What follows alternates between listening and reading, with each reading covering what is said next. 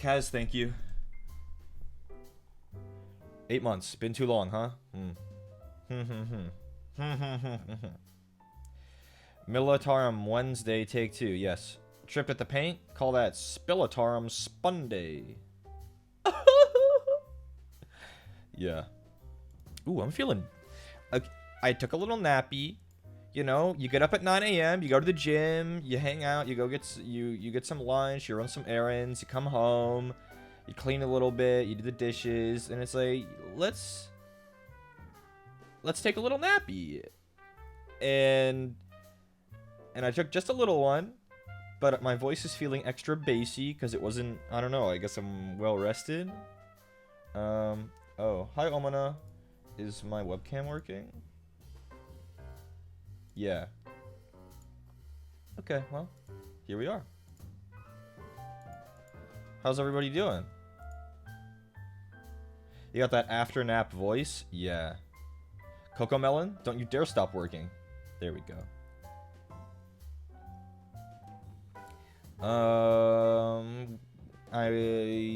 Let's see. I went to the gym. And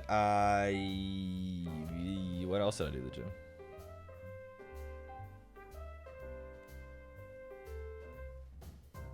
We got bibimbap.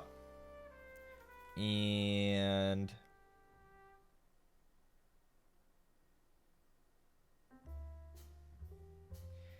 we went to Ulta. I think that was the first time I'd ever been inside an Ulta.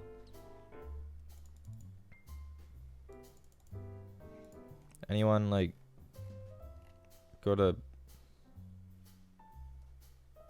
Ulta? Ulta decently okay. Hell yeah, we're getting the approval. The makeup store? Yeah. I just got off my shift from Ulta. Lamau, that's funny. I used to shop at Ulta a ton. I lived with my parents. Yeah, I'd never been inside one before. It's one of those places that, as like a man, I had seen, but my eyes like slide off of it like it's some kind of mimetic hazard, because I've just never had to go inside one myself for me. But I got some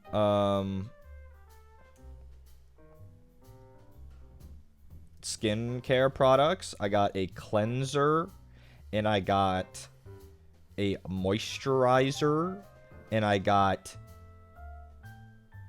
haven't used them yet, so don't say, wow, your skin looks great. You must... No, I haven't used them yet, so if you tell me it looks great now, then you're fake. Sunscreen? I mean, I got sunscreen around. Brands? I literally couldn't even tell you off the top of my head. I'd have to go look at it, and I'm not going to. You're just going to have to trust me that it's good. I would have just told you they don't sell Trisem there. If you asked it, that's alright. And Connor, we were going mainly because Connor wanted to tone his neurodivergent stripe. And I got a couple things while we were there. What else did I get? Oh, we got leave-in conditioner. We got some leave-in conditioner. So we're both using that. It's giving me a little bit of volume and a little less frizzy. It looks good for his hair too. It's a lot less like... So yeah. Yep.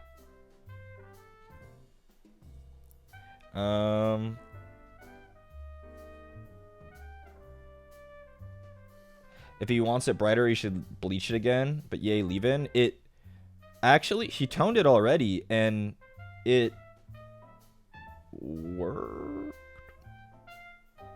So, because it was just kind of light blonde, but now it's more silvery. Purple toner? I don't think it was purple toner, but it was effectively purple toner. Like, it wasn't out of a purple bottle.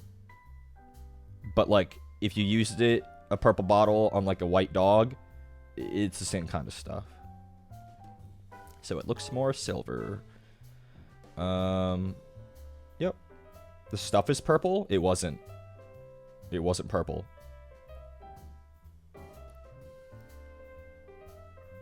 it was described as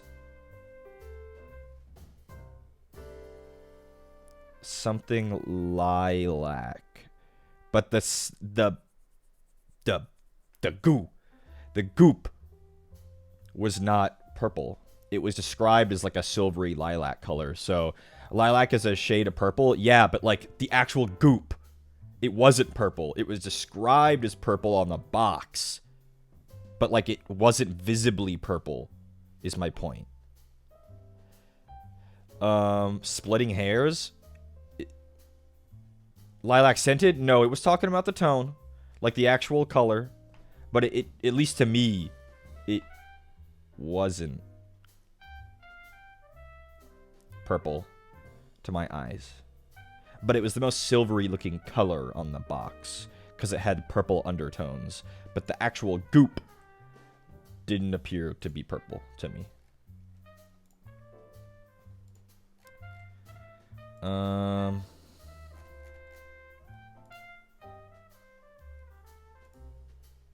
Yeah, that was my day. Wow, isn't that epic?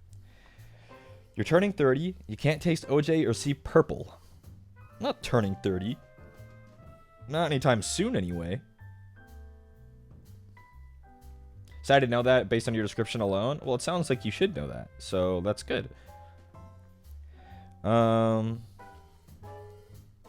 Yeah. Less than a year away? Yeah. Now who's picking... splitting hairs? Yeah. Picking hairs? It was just... I don't know what I was... It's because I was picking at my mustache hairs, and that's what I was thinking about. What's this about OJ? I had some the other day, and it tasted like sewage. How's the workshopping coming along? Yeah, I owe you and Patware an update, because he asked first.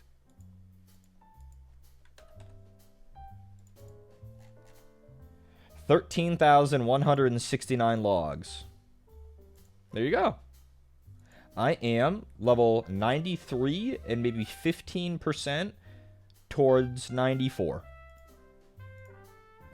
So, it's moving faster than I thought. Moving faster than I thought. So, yeah. Going on a skincare arc, I'm hyped. Yeah, I mean, it was just some kind of foaming cleanser. And it's like for normal or oily skin. And then some kind of, like a moisturizer for normal skin. Or oily skin, and I tend to have oily skin, so, yep. Hi, nerds, hi. A little rude, but I'll allow it.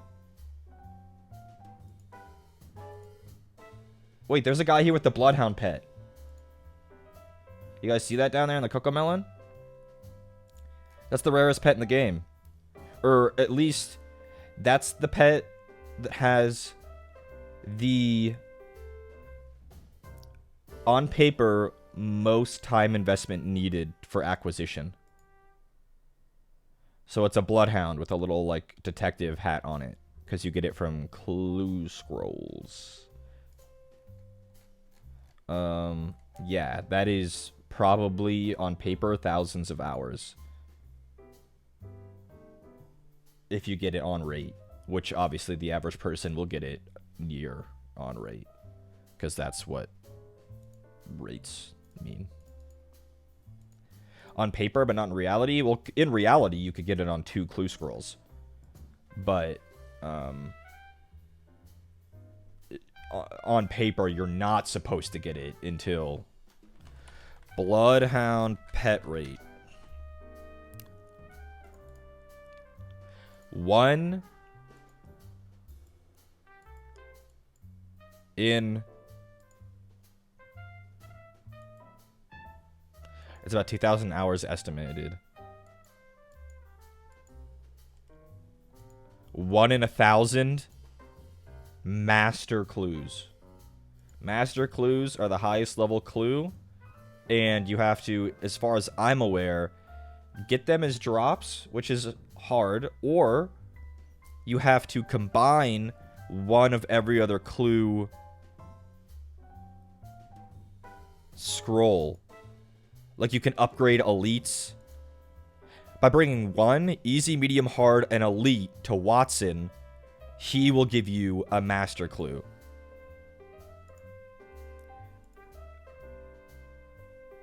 Or you can get a master clue as a reward from, I think, an elite clue, or any other kind of clue. I think it's a potential reward. Regardless, you have to work just to get the chance to get the pet. And and on average, you will have to complete 1,000 of those chances to get the pet. I wonder if this guy will talk or if he's too AFK. Like, can I look up how many clues he's done?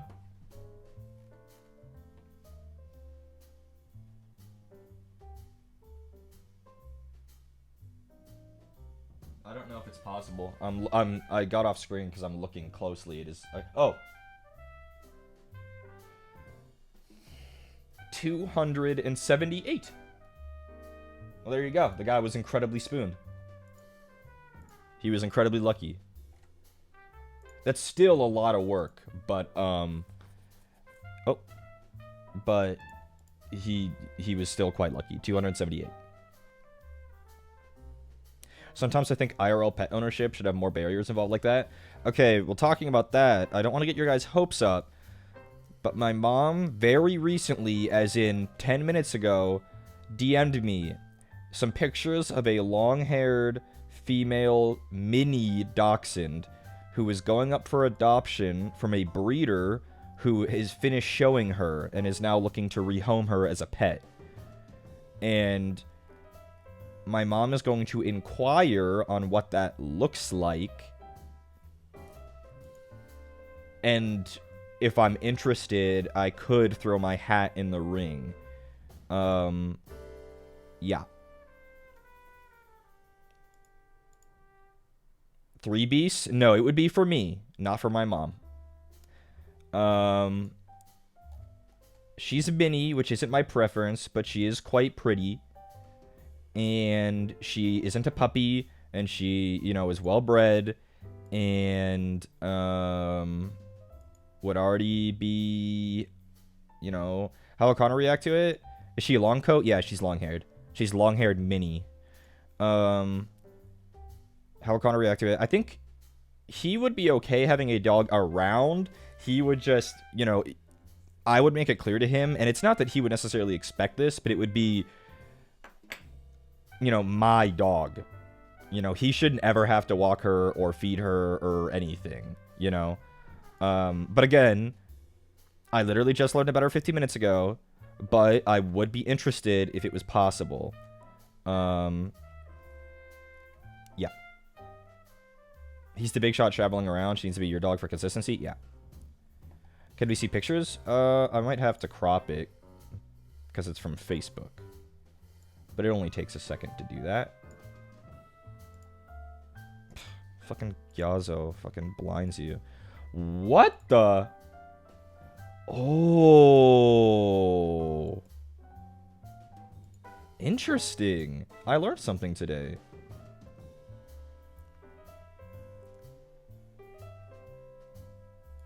If your Discord is in streamer mode because you're currently live, it won't let you capture it. I have to open it in a browser and then use Gyazo there. Huh. I don't know her name either. I know it's pretty normal not to rename dogs that are gotten this way. Oh, they're saving as PNGs. That's good.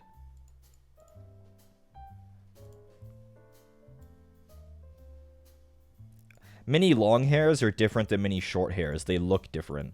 To get whatever they do to get the short coat is... It makes them yappy. They look less noble. They look less hound-like. There's something they do to dilute the hound features to get the short coat. You'll see. Add image, browse, downloads. This one. Slander at a short-haired mini needs a champ. I mean, it's nothing wrong with them. They're just not like this. You know, she has different features than a short-haired does. I know nothing about her. I don't know her name. I don't know how old she is. I don't know how much money she costs. But it's like a rehoming / adoption over buying a puppy, right? Because she was bred to be shown. She's done showing. So, be gone. Don't take up space in our house anymore. We have to make more dogs. I'm a dog breeder, you know? So that is her. I think I got another picture too. Hold on. My mom sent me 2. And I don't want to get anybody's hopes up, including my own. But it would be nice to have a dog. Is this the same image or no? That's the same one. What about this one? There we go. See? She a little dog.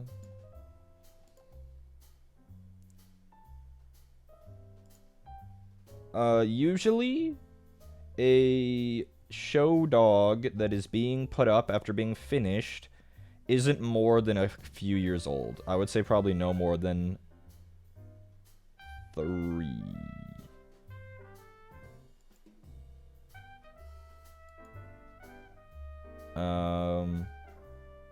Yeah. She's got a very dark coat for a red. For a red, she is very dark. But yeah, I will update you guys if anything happens with that. My guess is it won't, but I figured I would mention it. So, it's because it's something to talk about. You know, us streamers, every part of our life, it's got to go online. We got to share it. Nikki's quite red, dark too. Love that for them. Yeah. But then Crosby's so orange. Orange beast. I think my mom actually sent a picture of Nikki and Crosby that I can share. Can I share this? Yeah, I could share this.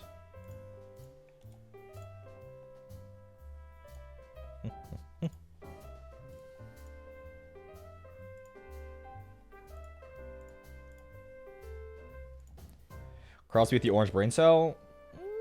No. No. I don't think so.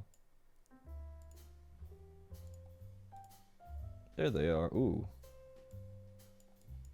It's giant. iPhones are like, would you like your picture at 5,000 pixels?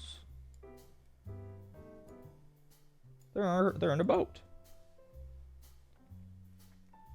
How do you write my streams? How's it going? It's good. I think you get a better idea of how large Crosby is compared to her.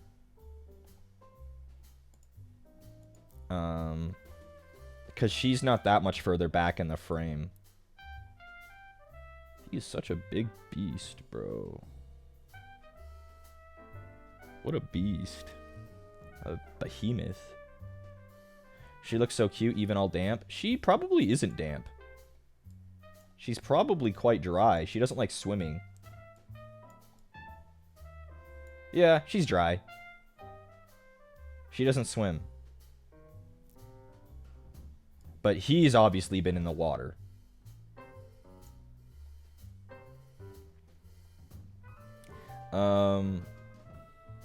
Yeah.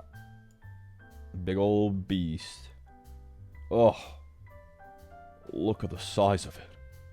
Big beast. Holy. Yeah. Her hair didn't look as neat. Yeah, it's probably just she's been outside. She'd been outside. Bro, I better get this damn beaver pet. That person on Twitter who had 100 beaver pets pisses me off. Share some for the rest of us, man.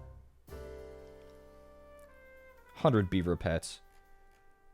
Like, they probably have 400 million woodcutting XP. You know what? Grow up. It's time to no longer spend all your time getting 100 beaver pets. That's enough. And they said they were only... Number 2. As far as most beavers on any account in the game. So somebody has more than that. Ew, bro. Why don't you try to get all pets? Why do you want 100 beavers? Try to get all the pets. Goofy. And then my mom sent me a picture of some kind of bird that is perched up in the woods up there and looks like a pterodactyl. What is that, bro? Is it some kind of heron? Why is it... What the hell? I don't know what kind of bird that is. That looks evil. For a brief shining moment, you sounded like Patrick Warburton there. Sometimes, you know, a white boy gotta just do a voice. Sometimes a white boy gotta do a voice when he says something for no reason.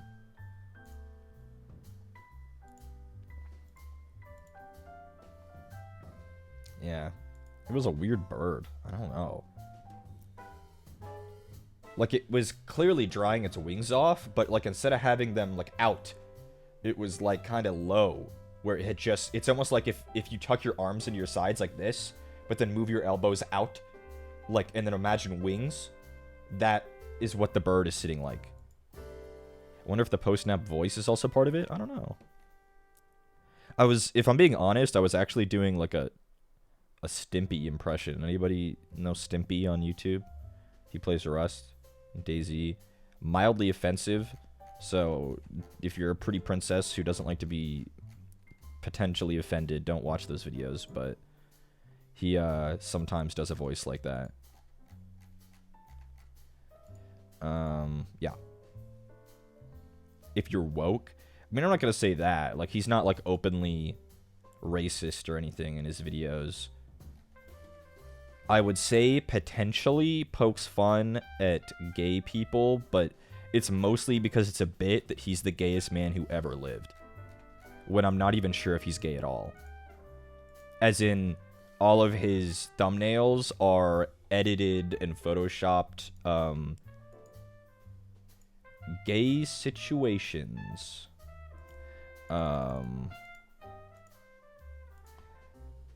Also thought Ren and Stimpy? Yeah, no. And I think for all of his outros, he asks his viewers to, like, do a cover of a already existing song, but change all of the lyrics to be very gay and very not safe for work. His videos tend to be pretty funny, at least I think so, but it was a little, you know, he sometimes toes the line, I guess. Yeah, he is wiener dogs, though, so he can't be that bad. He can't be that bad. He is wiener dogs. Plural, I believe. So, yeah. Any situation is a gay situation if you play Rust? Yeah. You know, he does a good thing. He censors all the slurs that the children on Rust call him. He doesn't use any slurs that I'm aware of, anyway. So, yeah. I will rate his content funny. Good? That's up for debate. But sometimes he talks like that, you know? Look at the size of it. Queenslander. He's also Australian, so I think that might... What? Do Australians get a pass on being offensive? Because I kind of feel like that's like their racial passive. People from Australia get like a little bit of a pass. Because like, oh, they're Australian. You know them, you know? Reminds me of that theoretical game show of Pride and Prejudice. Was a really offensive comment about the LGBTQ community made by someone within the community. Play and see. Oh. Aussies get C-word perms? Well, then call me Australian. Shit. Doesn't that mean that Australia is passively racist? Yeah, but at least they're not actively racist, like America or Great Britain or any other country in the world. Sometimes an Aussie's just gotta work out, bloke. Yeah. Oh, they're active racists over here? Oh, I know. We're just saying stuff. It's fine, you know? They're active racists in every community on planet Earth. Let's not pretend. Yeah.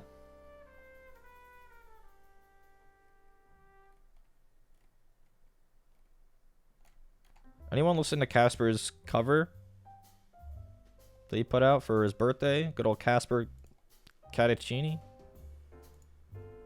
Throw another shrimp on the barbie, yeah. Oh, the little video came out good. Oh! I never saw the finished video. Wait, this is epic. Wow. Can't believe he did most of the artwork today. Oh, I'm glad you guys already know, because I wanted to talk about it, but I wasn't gonna expose him like that.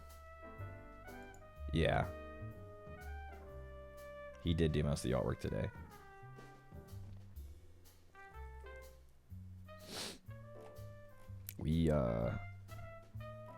I was not sure if he was gonna be able to do it, but he pulls through. That's our boss for you. That's Casper Catticini, the best in Meow. So he always pulls through in the end. Always. Everything after the karaoke bit? Yeah.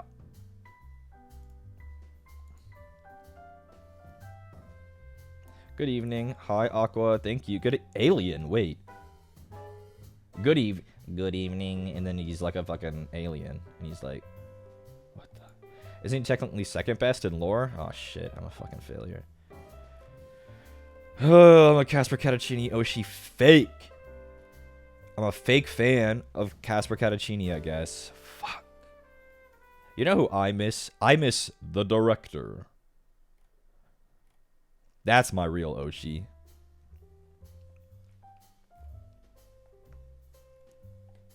They're putting you down tomorrow for that? Yup. I do not miss the director. The director was funny every time. And I think the more drawn out and the more stupid it becomes, the funnier the bit is. Like, if the screen literally took 30 seconds to come all the way down and he was dead silent. Like, oh, getting a call from the director, and it's like literally 30 seconds, it'd be the funniest thing in the world. And it's, Casper, it appears you made a shitty thumbnail today. And it's like, that's the payoff for waiting 30 seconds or something. Funniest thing in the world. It was funny every time. I love that shit. I need the director to come back. Yeah, it's like, yeah. I mean, I didn't have much time to work on it. Sorry, Casper. Our viewers expect better from you. And it's like the director almost sounds like you're doing half of a Barack Obama impression, I feel, is what the director's like voice and kind of cadence is. Pretend you're pretending to be Barack Obama. And I think that's how you get the director. Yeah.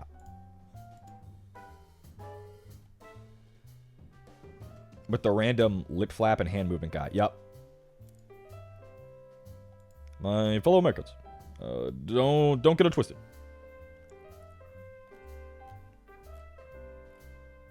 I cannot tax the billionaires because they will eat me alive. But let me be clear that I still do not approve of them. Yeah. It's funny how everyone always says, including myself, that Obama was he's like a great speaker, but then even he has stuff that you can like take the piss out of. Like even he has stuff that he says all the time. Like, let me be clear, don't get it twisted, you know? My fellow Americans. You know, he's a great speaker, but even he has crutches. It's interesting. Everyone has vocal stems. Yeah.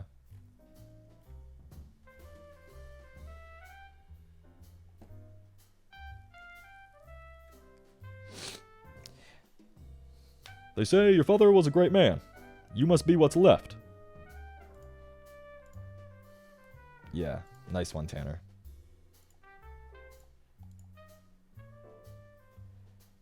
But also he's not insane? True. I'm not hating on Obama. Especially in my lifetime, one of the maybe the best president since I was born. Is if you like take a president's aggregate, like try to be as bipartisan as possible. And just the aggregate of like all of them, he was probably the best.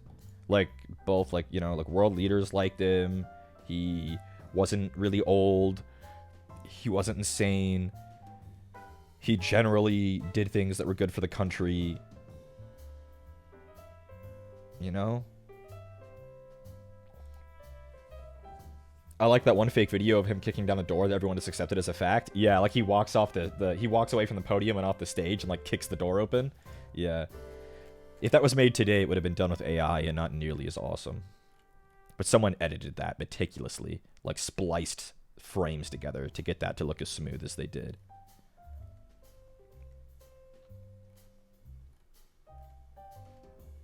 His anger translator? Yeah.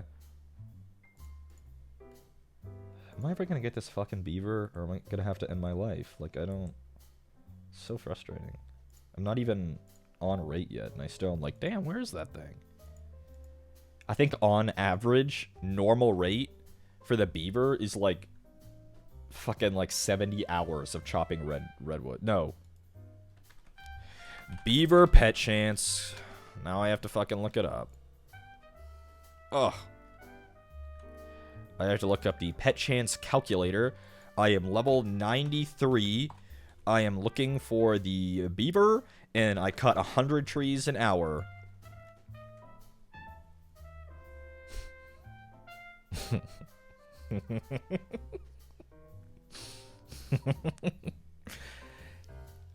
That's 700 hours on average. I mean, guys, I've maybe done...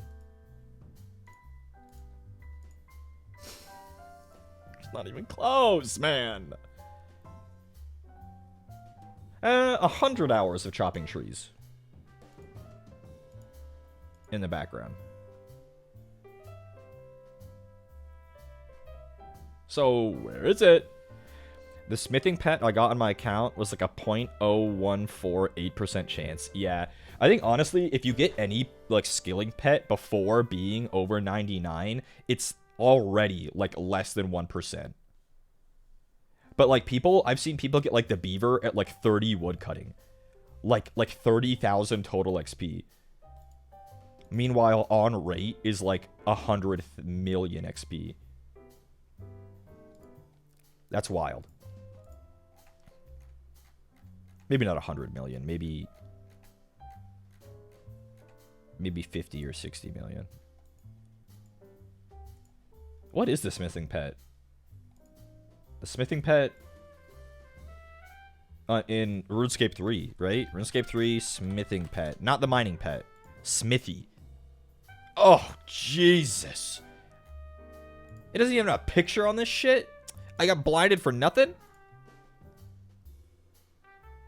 Oh. He's interesting looking. And by that, I mean quite hideous. Wow. Yuck. Cool. Some skills are per action. So it sounds worse than usual. Yeah. Well, like, the beaver is like 1 in 70,000 actions as far as redwood trees, but they break it down per hour based on how many actions you can do. Now I understand why my SO getting the raccoon at 66 was so impressive. He tried to explain it to me at the time, but the numbers were so big my brain turned off. Like, if I go back to the pet calculator and let's try to Rocky the raccoon and level 66, and let's say per hour I can pick 100 pockets. My chance picking something on level, so let's say it probably would have been... Where are they? Isn't it like the guards? Or the paladins? No, paladins are 70. I don't even know what he would have been stealing from.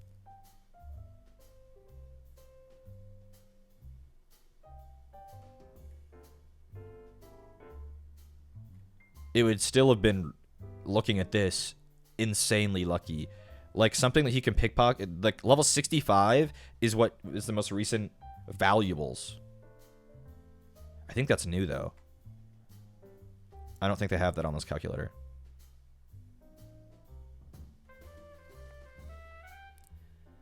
For the sake of argument, just for the sake of, I guess, data, level 65, you unlock magic stalls. If you if you steal from magic stalls at level 66, your chances per action, if you do 100 actions an hour, you'd probably get more than that, is 1 in 34,840.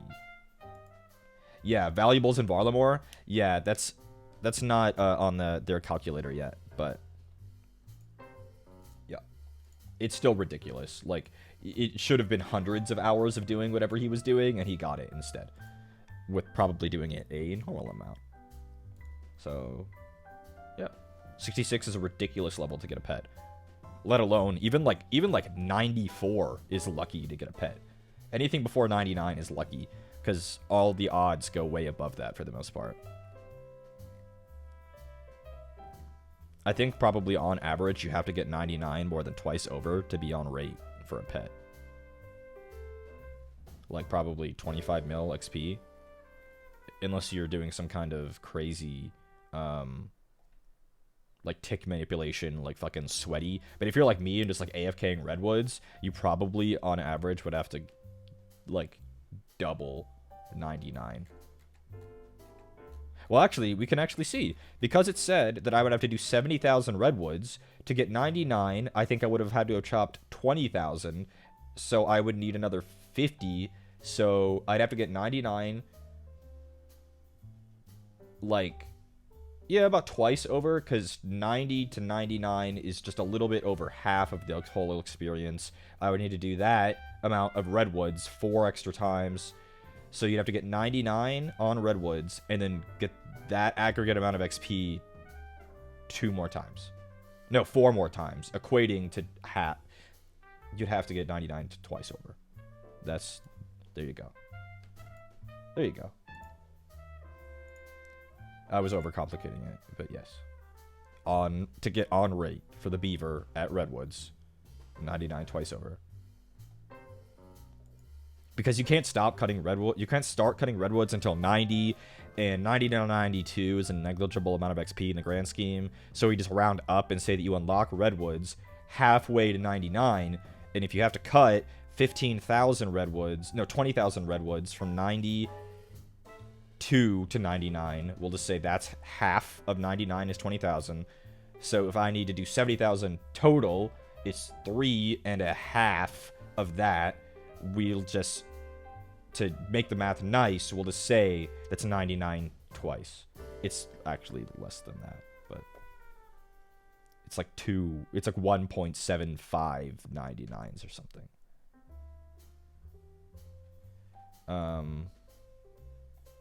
On average, to get the beaver. I just want a pet, and this is one that I can FK. You know what? Let's see Paul Allen's beaver pet. And he pulls it out, and it makes like a really sharp sounding noise as he pulls his beaver out of his fucking a business card holder.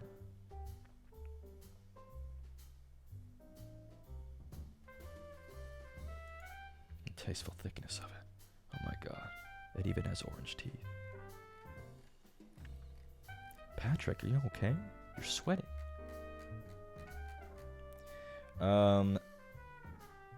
Let's go paint minis. Fuck it. Let's go.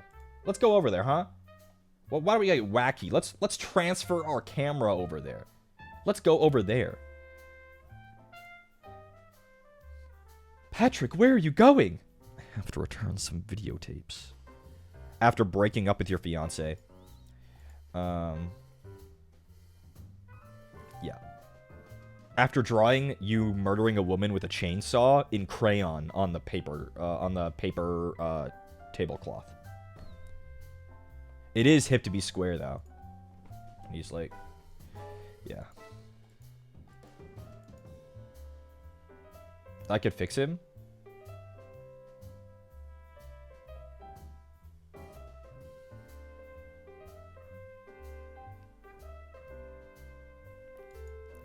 I think Patrick Bateman hates women.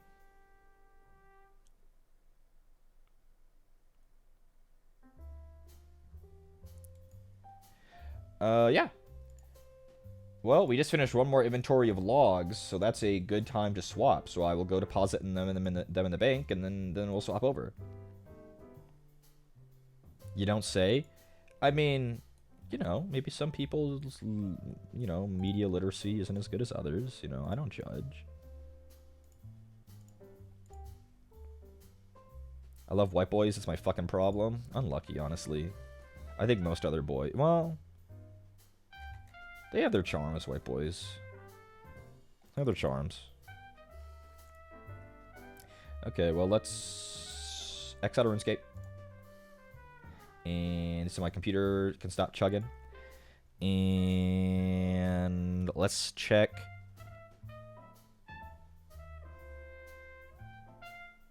Let's check real quick if there's something to talk about to pad time.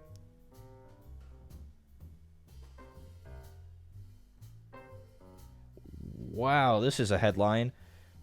Blade Runner 2049 producers sue Elon Musk, Tesla, and Warner over AI-generated image used in Cybercab promotional event.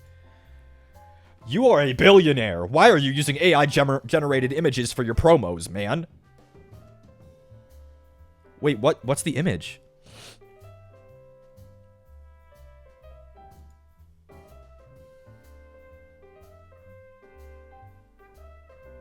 The lawsuit claims that Tesla asked for permission to use a still image from Blade Runner 2049, and when Alcon, which I think is the production company... Yes, Alcon Entertainment is the production company. Alcon refused to give them rights to the image. They simply fed it into an AI image generator, along with instructions to, quote, make a, quote, lightly stylized fake screen still from Blade Runner 2049, end quote. That image was then used early in the Cybercam presentation. And lest anyone not make the connection, Musk specifically referenced the film. Fucking idiot. You're gonna feed and steal images from the film after they won't let you pay for them into an AI generator and then literally lampshade it by saying, I love this film. Look. Here's an image that we fed into an AI generator. I need to see the image. I need to see the image. I need to see the image. I need to see the image. Bro! It's so obviously AI, too.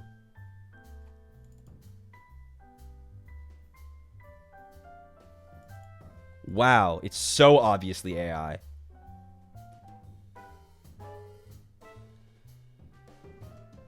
The lawsuit states, quote, Musk tried to awkwardly explain why he was showing the audience a picture of Blade Runner 2049 when he was supposed to be talking about his new product, end quote. Yeah, take the piss out of him, bro.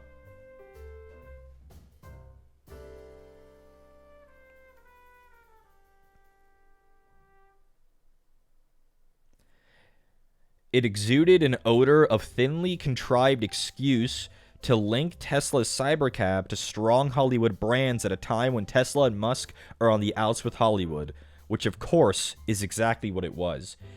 Bro, these lawyers are taking the piss out of him. Holy shit.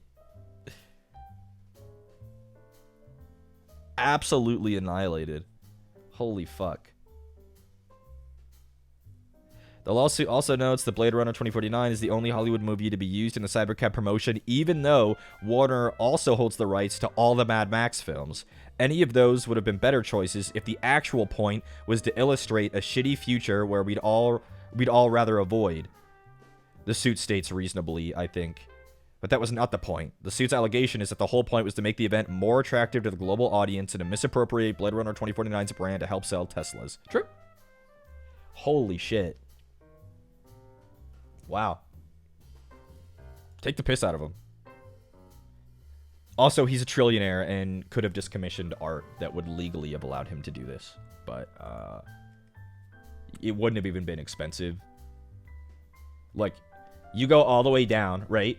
You go all the way down to some, like, really low-level, like, marketing person in Tesla, right? And you say, here's $5,000.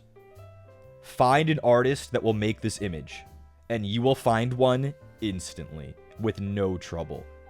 You don't need literally Blade Runner 2049 because it's obvious you didn't care to use it in the first place because then you just used it in AI. You could just commission and say, I want something that looks exactly like this. And then you could commission it, and then it's legal all of a sudden because it's its own unique creation. So,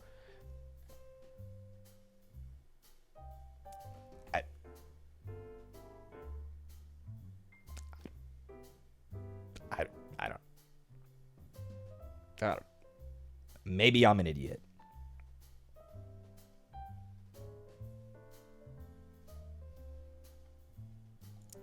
Ooh, a Space Marine 2 article. PvPvE is a holy grail of game design, says Space Marine 2 director, and he's got no plans to chase it. Quote, a lot of studios are trying to find it, and a lot of them fail. Who the fuck wants PvPvE in Space Marine 2?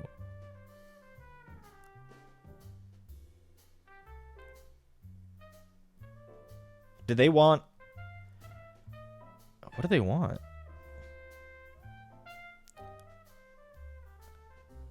There's a co-op PvE combat and also 6v6 competitive PvP for those that are into that, but never shall they meet.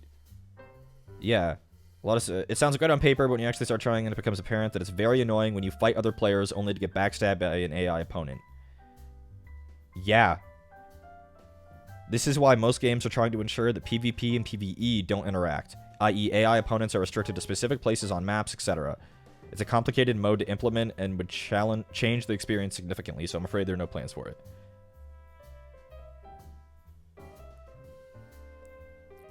Yeah, that would be shit. Yep. That would be doo-doo. And that's why 3 PvP games like MMOs turn into gank third-party fests. Yup. Ever play the, what is it, the server v server v server mode in Guild Wars 2? That shit is insanity.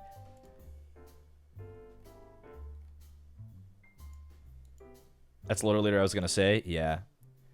Guild Wars 2 has some massive PvP mode that is like, the PvP population from one server can queue into one team, and the 2 other teams are 2 other servers. And it's like massive amounts of people. And it's just like 2 of them are slamming their forces into each other, and the third one just flies in and kills all of them every time. But because everyone's aware that that's how it works, everyone's just kind of tiptoeing around each other until one team is stupid enough to commit, and then the first team to commit always loses, and then the second team might be able to pull it around and win when the third team comes in if they're really good. Most of the time, it's just the team that doesn't commit wins. So that's why back when I was playing Crystalline Conflict in Final Fantasy XIV, the team that would attack my team are always instigators. They are paid instigators. You are losing the game for both of us by attacking us right now. What we should be doing instead is be teaming up on the other team who's waiting to third party us. But no, they're not smart. They're instigators. Not front lines. Okay, yeah, not Crystalline Conflict. Front lines. Or is that the same thing? I don't know. Let's go paint minis. No more. Yep. That's the wrong screen. There we go. Crystalline is the MOBA E1. Is that the 5v5 Crystalline? That one was fun, I think. I did a lot of that one to get the Power Rangers, the Garo title and Power Rangers outfit for the Paladin. I remember. I grinded it for hours. And nobody helped me. Nobody could help.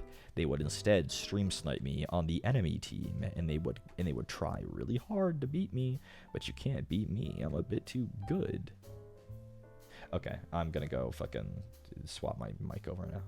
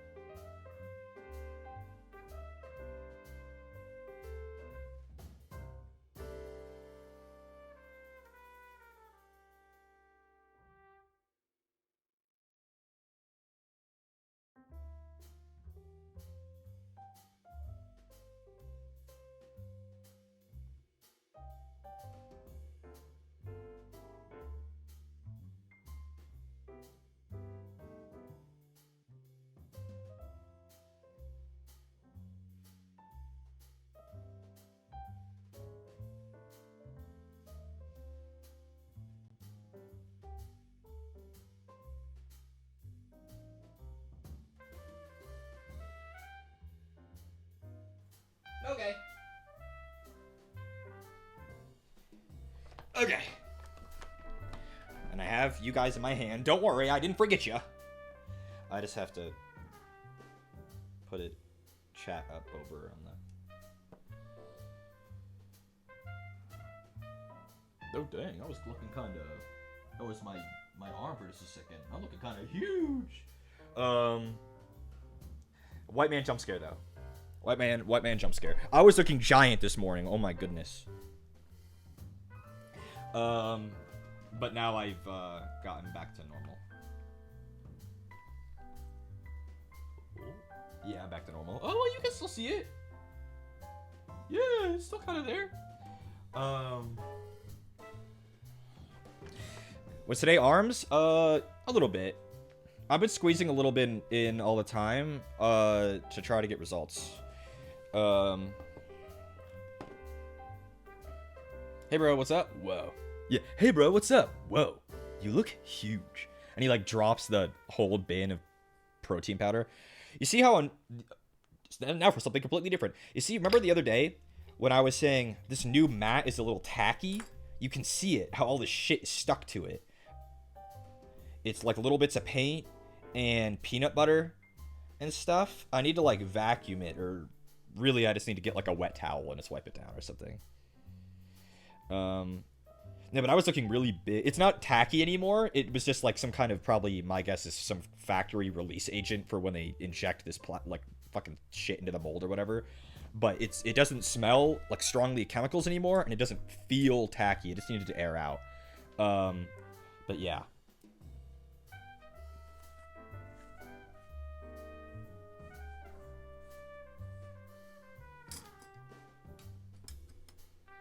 Okay. Well, today I want to try to finish all 4 of the Kasrkin kill team that I didn't paint the other day. So I guess first, you may ask, well, Reese, what's the Kasrkin kill team? Because you guys didn't see the other ones. They look like this.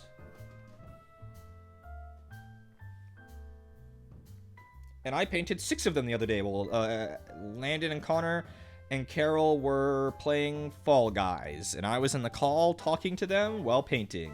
And I painted 6 up real quick, actually. And they look quite good, I think, for how quick I was able to do them. This is the leader. He's got a power sword and a hotshot las pistol. Yeah. They got their nice little, like, khaki or maybe olive fatigues.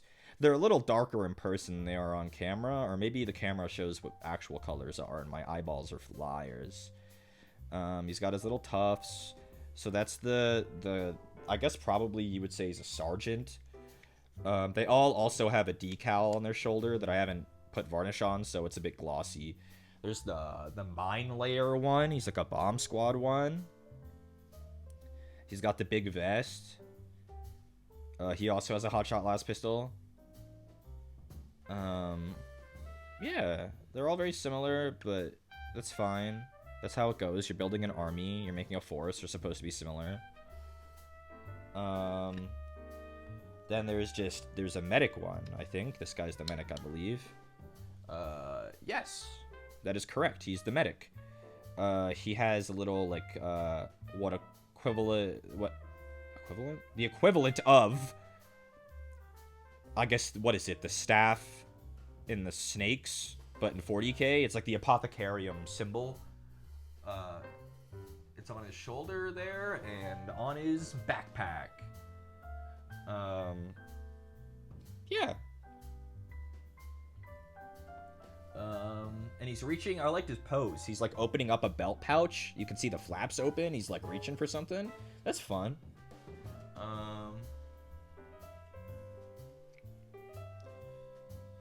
Who else? Oh, we got the sniper.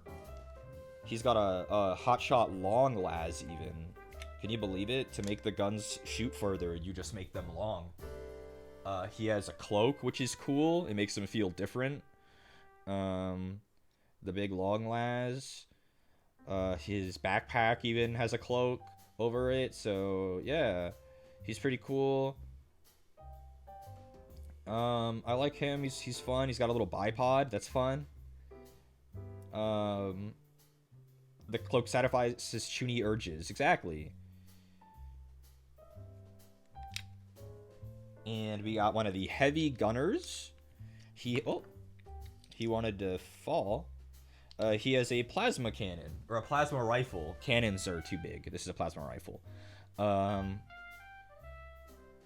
Shelby, this pod is bisexual. Good for them. Yeah, this polycule pod. Is that what they're called? Or is polycule what they're called? Could you call them pods? Or those are whales. Yeah, he's fun. I think the plasma turned out pretty cool. It looks good for how easy that was, actually. I used that plasma paint. This one. The plasma glow. And I just used a really bright white and then put the plasma glow over it. And it turned out okay. So yeah. And then the last one is the communications guy. You could tell he's the comms guy because he's got his hand up to his ear and a little satellite dish. And he's got some grenades on his pouch. And yeah, those are the 6 that I have completed. Those are them. They're quite quick. They are quite quick. I do the green step, then I do the black step, then I shade the brown, and then I do all the silver, and then they're done. That's it. The nades look yummy. Yeah, they're a nice saturated green where they're kind of dark, so the grenades kind of stick out and they look tasty. So I would like to, ideally, complete the other 4. So we have the 3 normal guys, I believe. Why won't this guy's arm stick? What the? Huh? Huh? Hello, sir? Well, we'll have to do him last.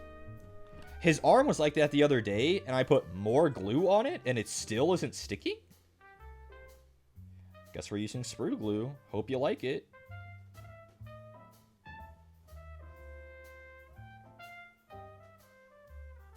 Okay, the sprue glue is like extra stringy cheese right now. I need it to not do that and just work, please. Nope. Almost. Anybody know the band Ra? Spelled like the Egyptian god Ra?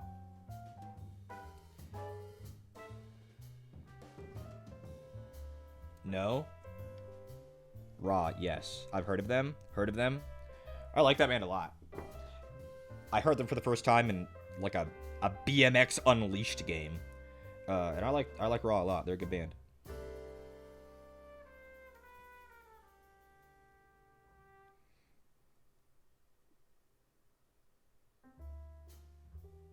I remember having one of their songs on my iPod at one point. It was probably Do You Call My Name, probably. That was the one they licensed out hella at the early 2000s to different BMX and like Need for Speed games. Don't Turn Away. There you go. That's another one. But like I was saying, the ones that need to be finished are the 3 normal guys. So this guy is just a normal guy. He's holding a grenade. It's wanting to focus on that. He's holding a grenade, and his arm will be fixed by the time we get to him. And this guy's holding... This guy is an Auspex. He's holding an Auspex. And this guy is just holding his gun. Holding his gun. And then the last one is another plasma rifle. And this guy's got a goofy walk. And then that's all of them. So, I think we're going to do one of the guys with the open poses. We'll probably do the Auspex guy first. Normal guy with the normal grenade. Yup. So, we'll just put all the others aside, out of the way. And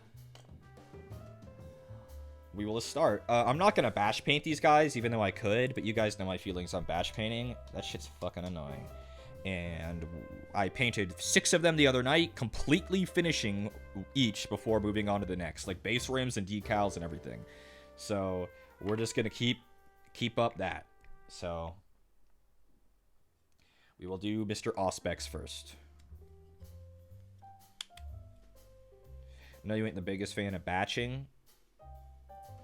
That was phrased like a joke, but I can't figure out how. So I'm gonna assume now that you meant that. No, I'm not a big fan of batching. Yup. It wasn't. I was being serious. Yeah, see, my deductive skills are unmatched. I figured it out before you said so.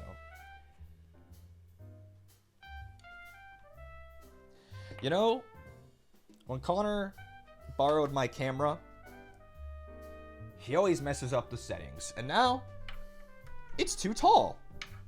I need it to, like, whoop.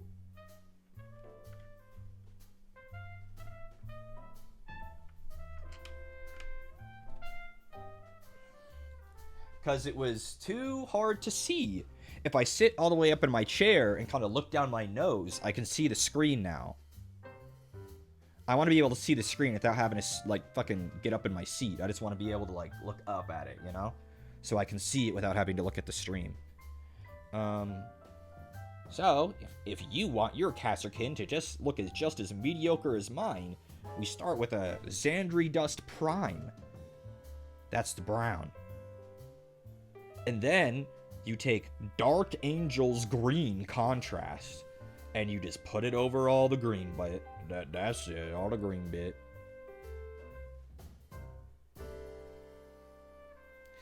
What character voice is this? I don't know.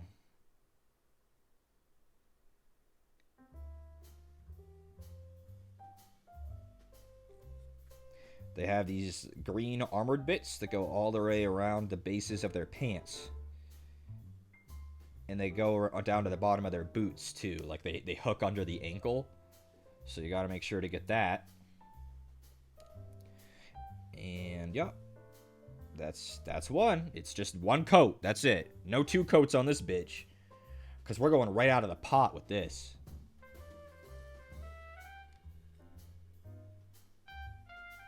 And we're just letting the paint do what it wants. It's contrast paint. It knows what it wants to do. Don't fight it, or else your minis are going to look like poo-poo. What song is on right now? If anyone wants to listen... What is Reese listening to? There is a playlist on Spotify called BMX Unleashed. And it is a playlist from an early, 2003 BMX game.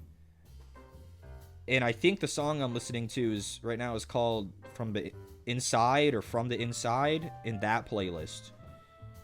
And this is a very nostalgic playlist for both me and Connor, because for some reason on the PlayStation 2 we played a lot of that shitty BMX game.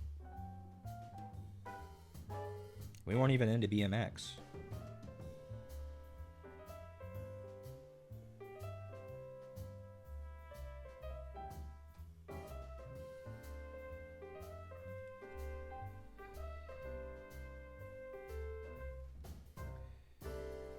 He has knee pads, and then also he has thigh pads, and they kind of peek out from under his coat.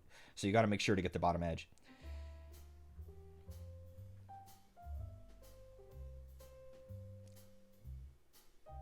I learned a lot about music from Tony Hawk Pro Skater and Guitar Hero. Yeah, I think a lot of us being people from their mid 20s to early 30s, I would say, probably. Early to mid 30s, learned a lot from those games, and yeah.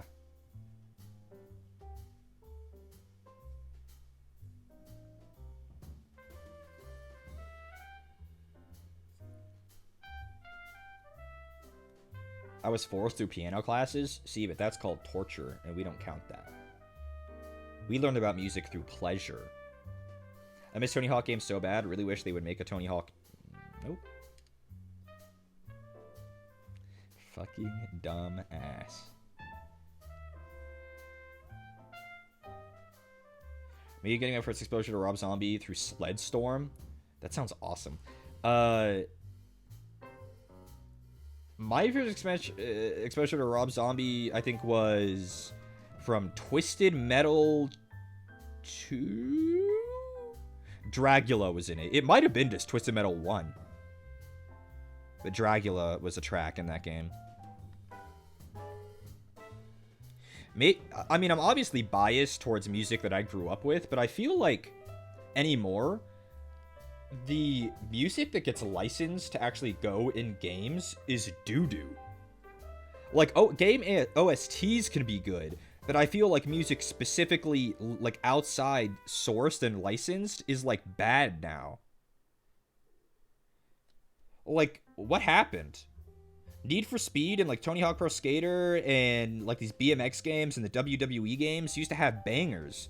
And now if you look at all the music that gets licensed to go in these products, it's poop. What happened?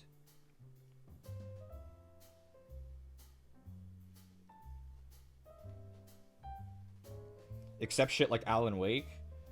Okay, here's my Reese take. I don't like Alan Wake. I think it's sniffing its own farts. I think Alan Wake is sniffing its own farts.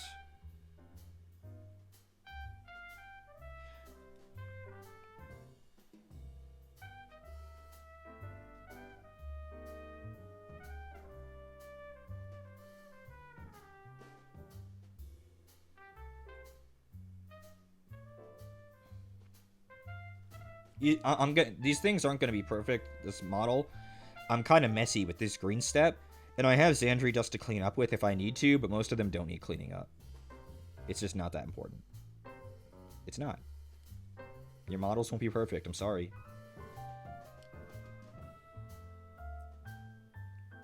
My goat is washed. Sorry, buddy. I think Alan Wake is sniffing its own farts. Harsh but not unjustified? Thank you. Someone understands. I'm a writer. I'm required to like that stink. I mean, I like writing too. But I think Alan Wake is sniffing its own farts.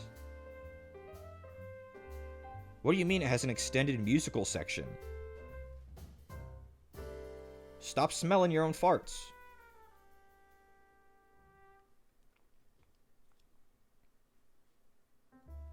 Music was a lot less accessible back when video game soundtracks were good. Maybe that's part of it. You're probably right. It was before iTunes and stuff, like, fucking obliterated the music market.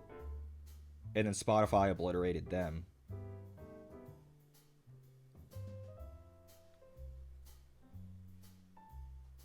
Oh my god. Headstrong by Trapped is on now. Anyone know Headstrong by Trapped?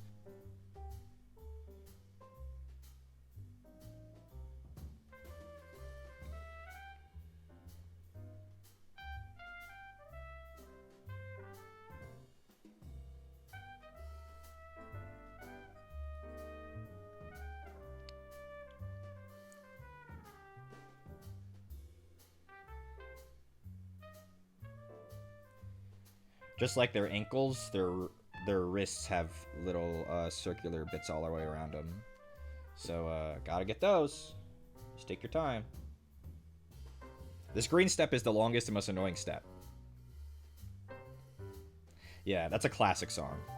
And again, the first time I ever heard it was in this fucking random-ass BMX game from, like, 2003.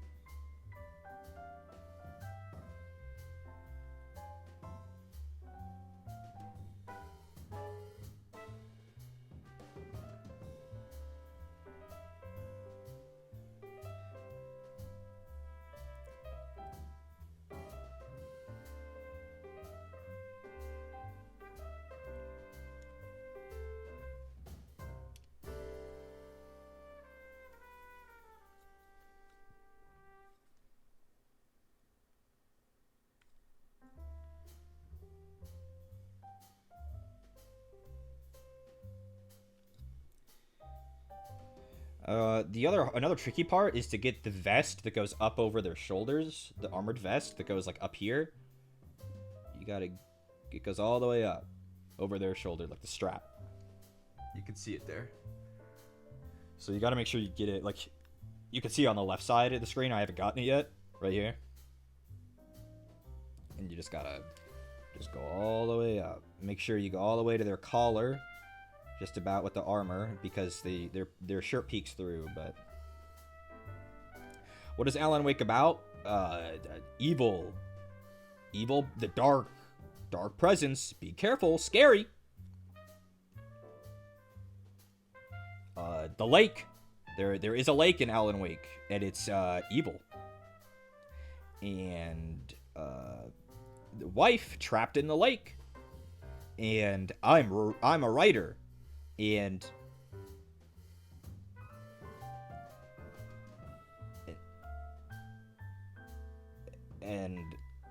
that's the broad strokes of Alan Wake. And then Alan Wake 2 is like, I'm at the bottom of the lake.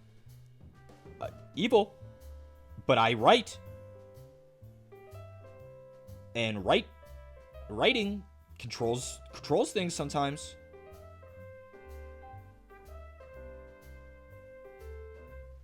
And that's it.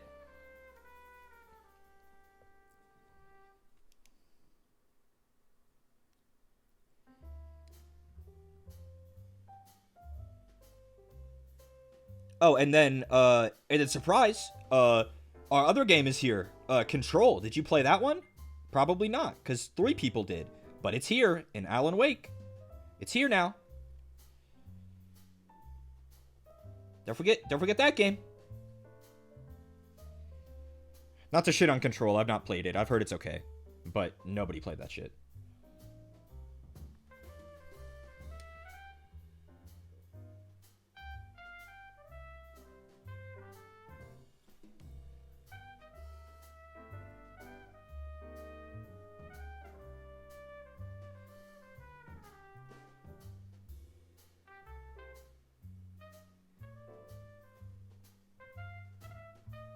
It's kind of hard to get the armor that's underneath the backpack. You can kind of see it poke out, so I want to make sure I get it.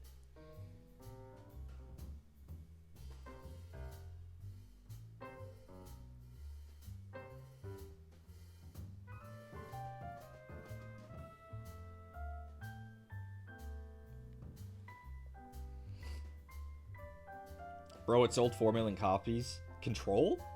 Who the fuck played that? Really? Someone speak up if you're not named Agent Tanner and have played Control. Speak up.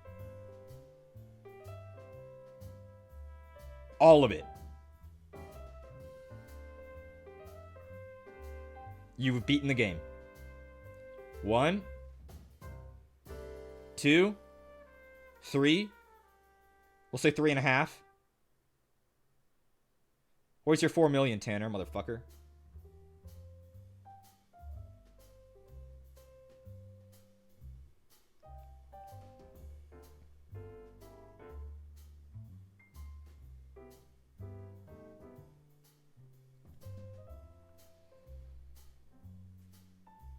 Okay, well, like I said, the green is the most annoying step on this, because the green is now done. We're not touching it again. And now we do the black. And after the black is done, he'll look really mostly done. I don't think that's an accurate sample size. I'll show you an accurate sample size, motherfucker. Where's my black paint? I tell you what, watching video game shows with these boys is hell. He's not wrong. Tanner goes, that looked pretty good. And then our entire friend group is going, that looked like dog shit. And Tanner's the only one that will give anything a chance. New Final Fantasy game is announced. Oh, we get rowdy when they start doing that shit. Oh, this isn't even black. I shook off the paint. That's not even the black paint. Who is gonna play this? Well, are we wrong? Who's gonna play the newest Final Fantasy game? Name someone who played Final Fantasy 16 that didn't already love Final Fantasy.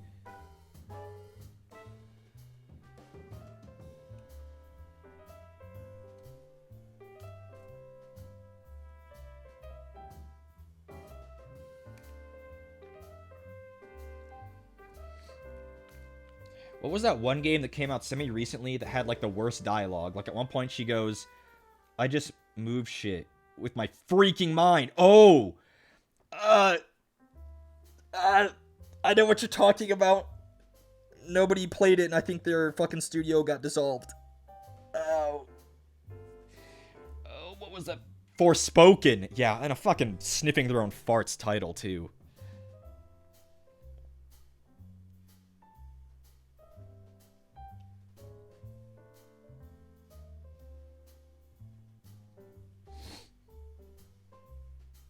Okay, that one, no one actually played? Yeah, bro.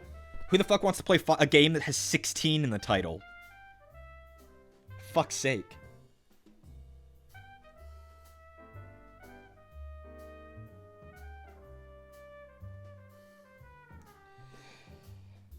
Oh, no, Forspoken? People played 16? Are the people in the room with us right now, Tanner? Dumb motherfucker. There we go. I had to adjust the camera again. It was annoying me.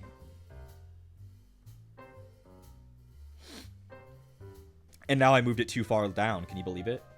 Now I moved it too far down. I'm trying to paint where it's most comfortable because I'm allowed to now with this camera, but...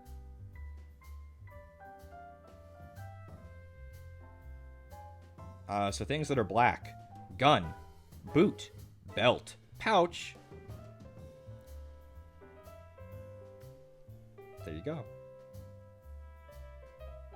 Those are things that are black. 16 was decent. I just like that the main characters were adults, and they love each other very much, and that's all I like about it. I think they're adults anyway. Isn't, what's his name, Clyde or Clive? Isn't he like a boomer? Isn't he old? What's your Warhammer painting setup? A GoPro on a mic arm? I have a Elgato Flex arm, and that is what is now holding up the camera. And the camera is a Sony ZV-E10, expensive camera, and that's it. Yeah, they're grown adults. Story was pretty ass. Yeah, the twist I'm sure everyone guessed from minute 5.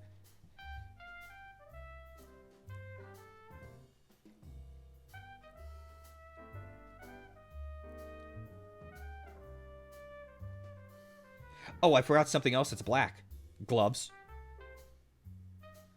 Here you go. And that's everything that is black on this mini. So it's a lot of stuff. But the black step goes way faster than the green step, because it's generally either small details or details you can hit without hitting anything else, like the gun. So you can kind of just slop it on. Cables are black. Yeah.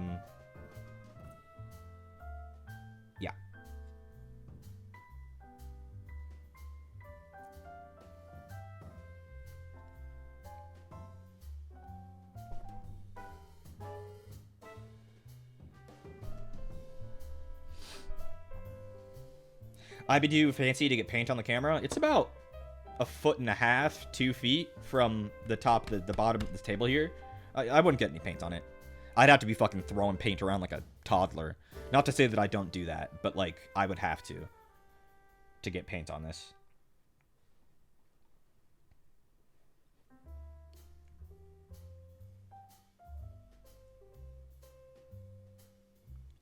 And the guns are real simple. I just slop the black paint all over them. Slop it on there. Nothing like getting sloppy with it.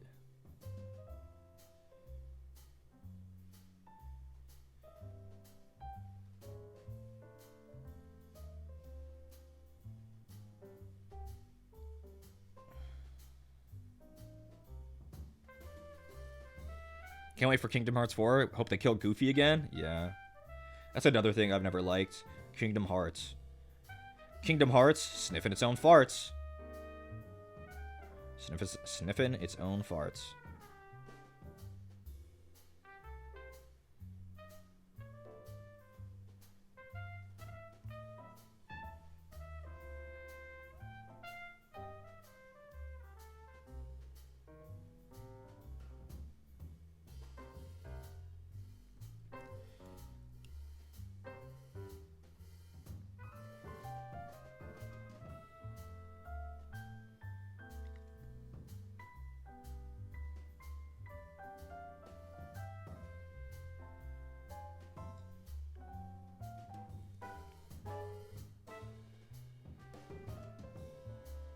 Now hang on about the number go up.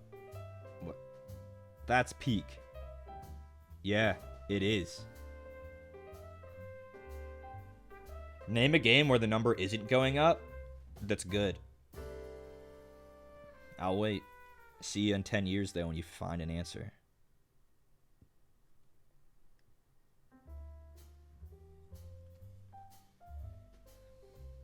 Literally any VN. Oh, here's the part where Reese says something brave during the stream.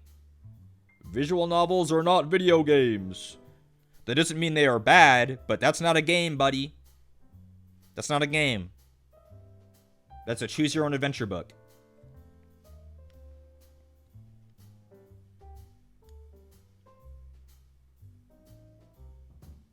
I saying as someone who's played some VNs and liked them, but that's not a video game.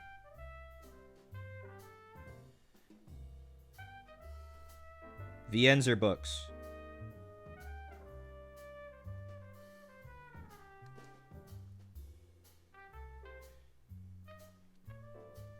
Have I missed anything that needs to be black? This cable.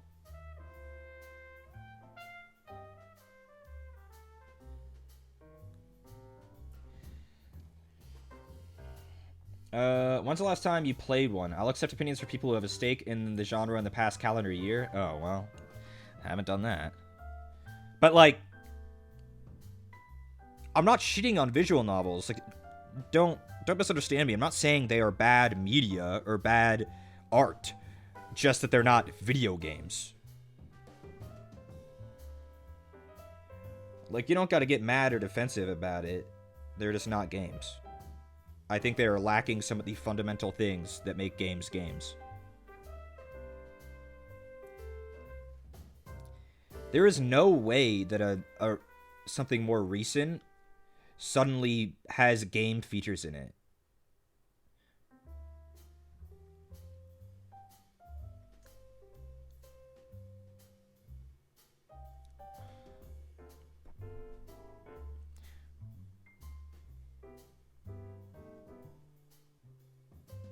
What are these talismans of playability? Well, I mean, like, things for games, they need to be interactive. I think, like, innately. In a visual novel, click and choosing dialogue isn't interactive. It's a choose-your-own-adventure book. And that's not to belittle them. I think it's just, you know, an analog that people understand.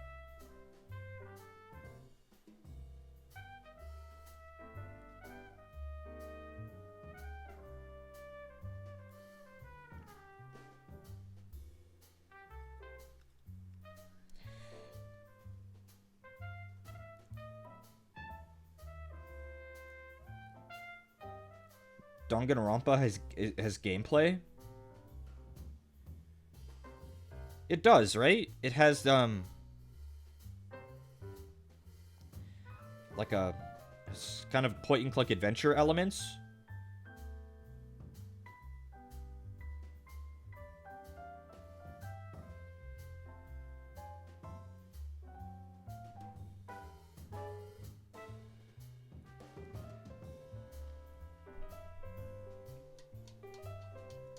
Is Phoenix Wright a game or VN? I actually don't know. I've never played Phoenix Wright or seen anyone play Phoenix Wright. I don't know. Well, the black bits are done. Silver time.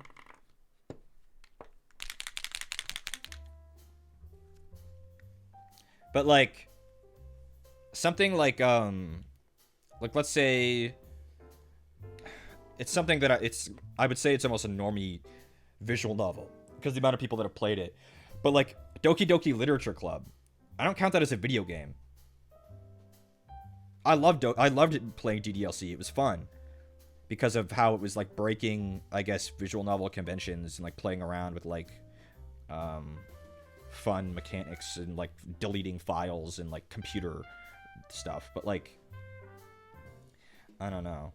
Call of Duty, the VN about how you click on people's heads while on a predetermined narrative path. Like, I understand where you're coming from with that.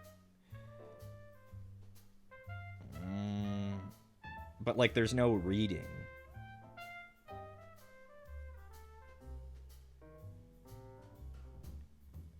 DDLC is nearly linear experience and not nearly like these other titles.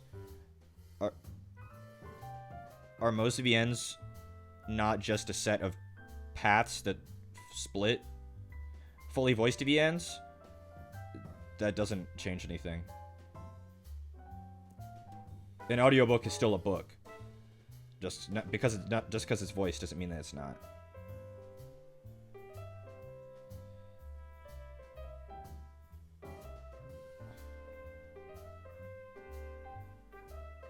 See the criteria of his reading with the COD comment?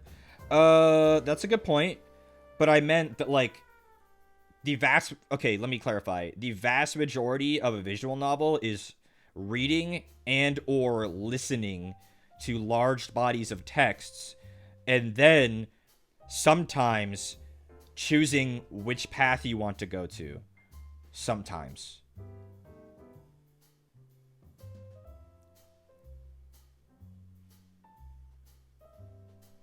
Every 3 hours having to play Bejeweled or something doesn't count.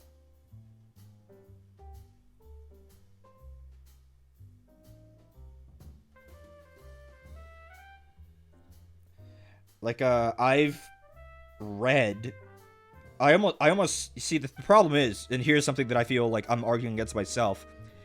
I almost just said, I've played Steins Gate and Chaos Child.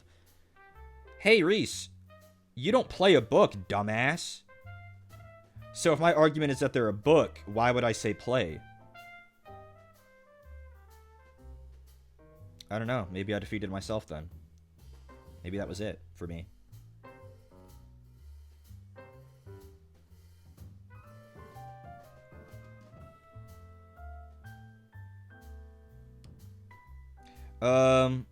I played during college and I was extra lonely. I was trying to get into VNs. I played... What else have I played? What is that fucking thing? That fucking... It had an anime adaptation. It has a weird name. I want to say Disgaea, but it's not Disgaea.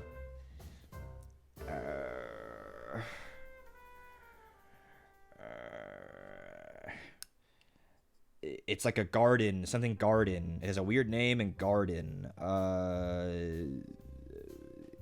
There's a tsundere blonde twin tails, and there's a fiery red-haired one, and one that's more chill, but she has blue hair, and they're at a weird school with... fuck. What was it called? For some reason I want to say it started with an A.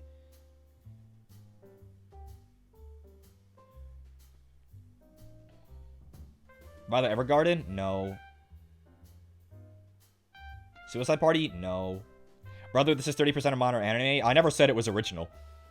There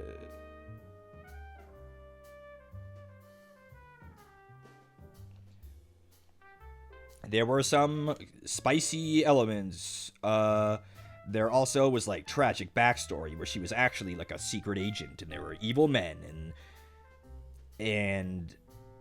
Oh, God, why can't I remember what it's called, man?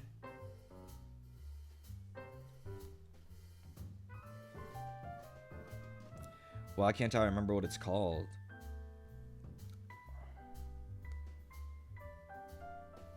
I swear the garden is part of it. Like, it's something, and the subtitle is, like, garden. Something garden. Garden of, or the blank of the garden...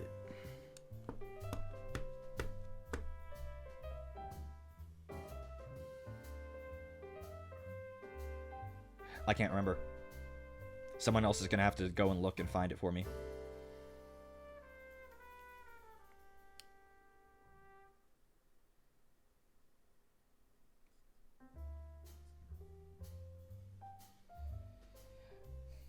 Garden of Goon? Honestly, it had some Gooner. It was definitely a Gooner thing.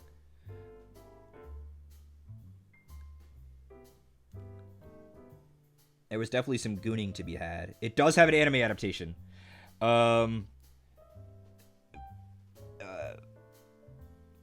What the fuck is it called? Garden of Band? No. Something tells me it's not that.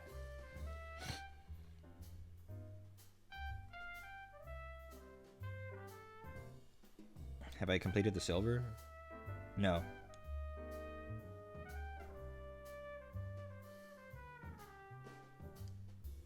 The little gas mask bits on his mask are silver.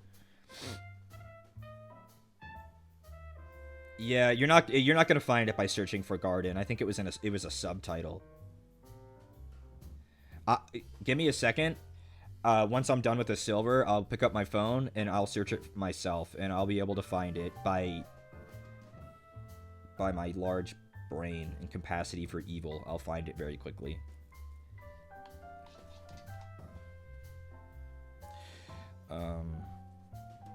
Yeah. Oh, I've missed a bit with the black paint. The little light on their helmets is black.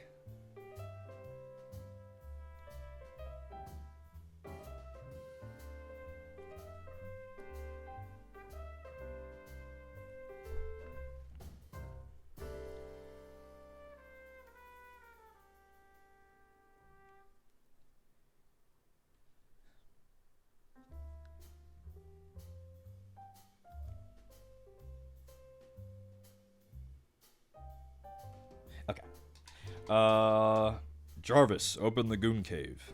Yeah, let me see.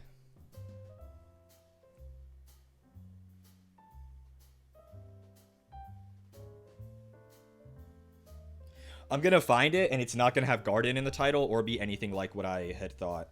But I'm looking, don't worry.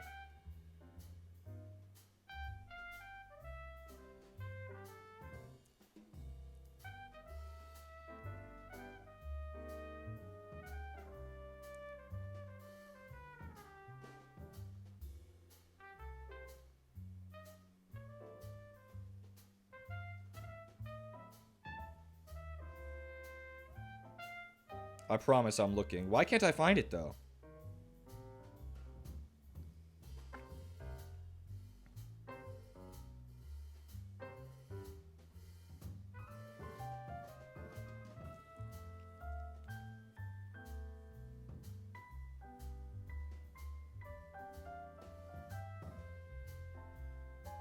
Ah! Mitsuketa yo. Remember when I said it? I want to say Disgaea, but I know it's not Disgaea because that's a different game. It's Grisaia, and I was thinking Garden because it's fruit. It's like the fruit of Grisaia or something. Tried to play that once. That was dog water. Years ago.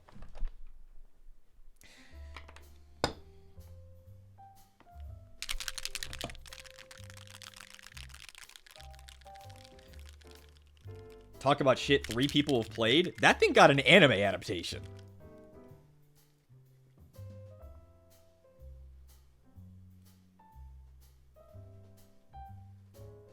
Even worse than anticipated? I wasn't trying to say it was good. I was just trying to name VNs that I have played in the past.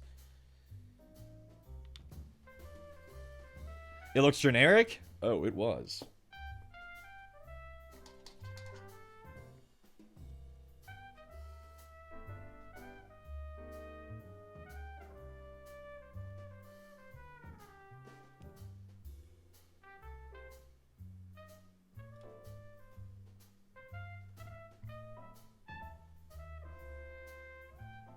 Shading the fatigues now, and it's a fun step because it does a lot of work.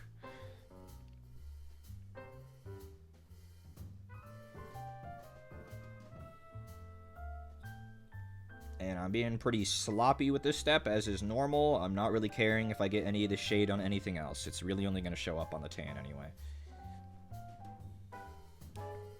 All that means is they were desperate to sell the game? Well, and they at least had the funding to try. And if they had funding, then where did they get it? Someone thought it was good.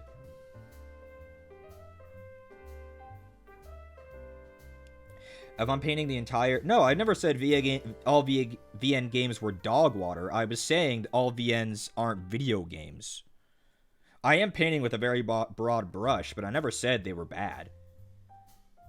As a genre.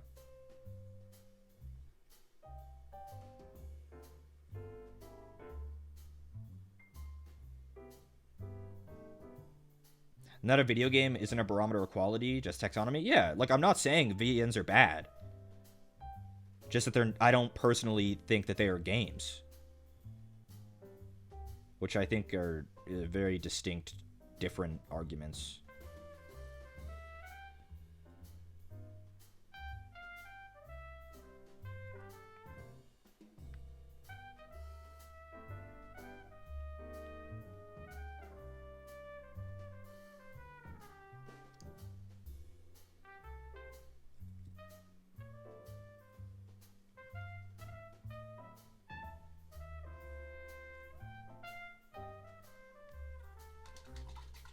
I need to get new brushes.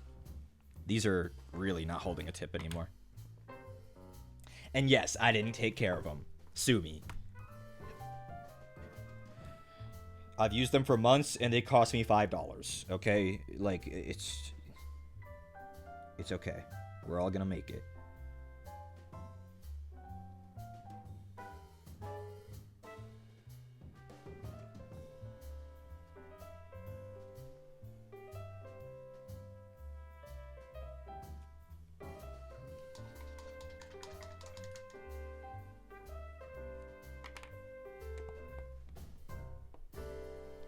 Okay, so now it's crazy, but we're almost done.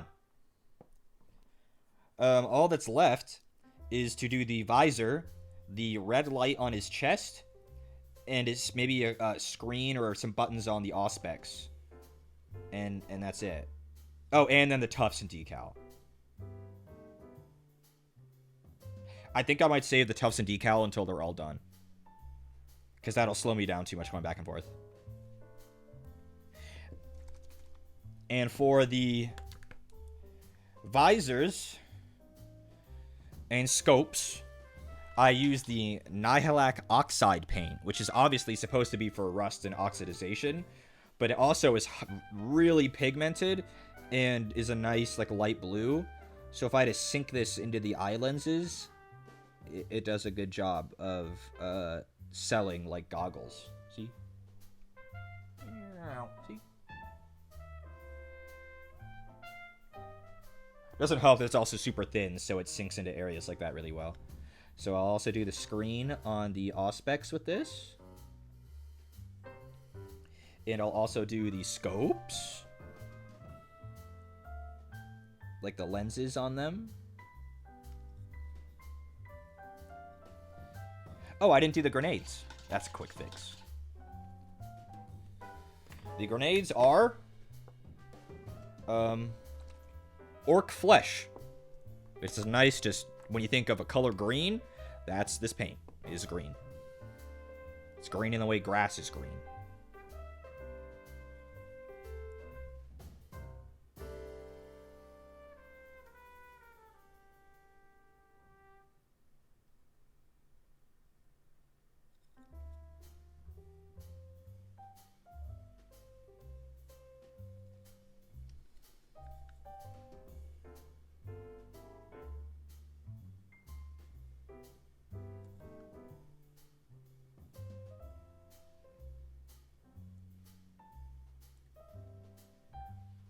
Okay.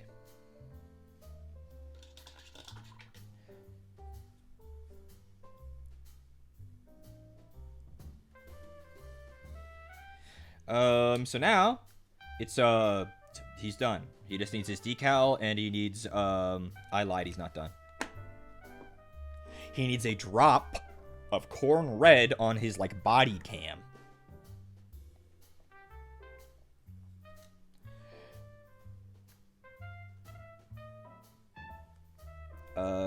He has like a little body cam thing, and it gets a drop of red paint. See? And it's just a teeny little drop of red paint, and it does a lot. Corn red. Spelled Khorne, like the chaos god Khorne.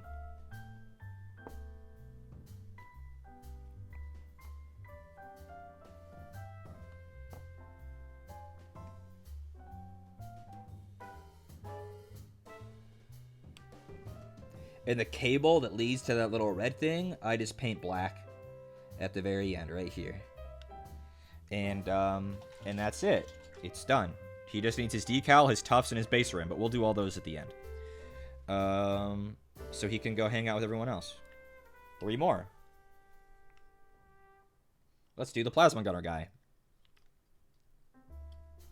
And then we just do it all again. That's it.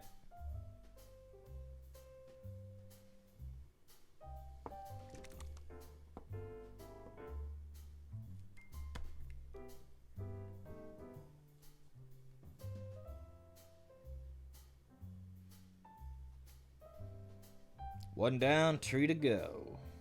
Yup.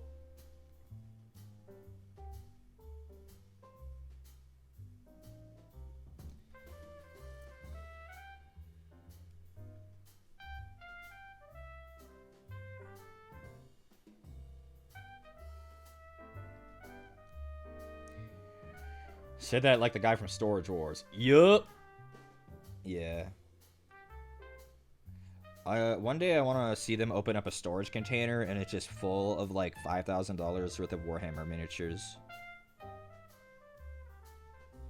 And then they like misname them and then sell them for a quarter of what they're worth because none of them know what they are.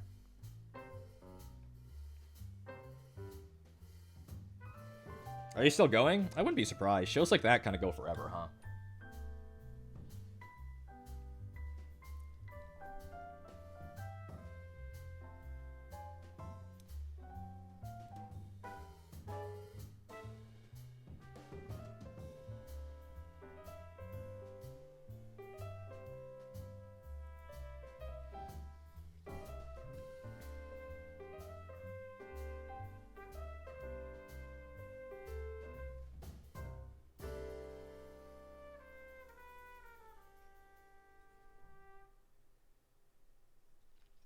Oh, there's something to talk about. Yesterday, in Recent Connor, the gang watched Uzumaki the anime. Oh, God. Grim. Was that grim?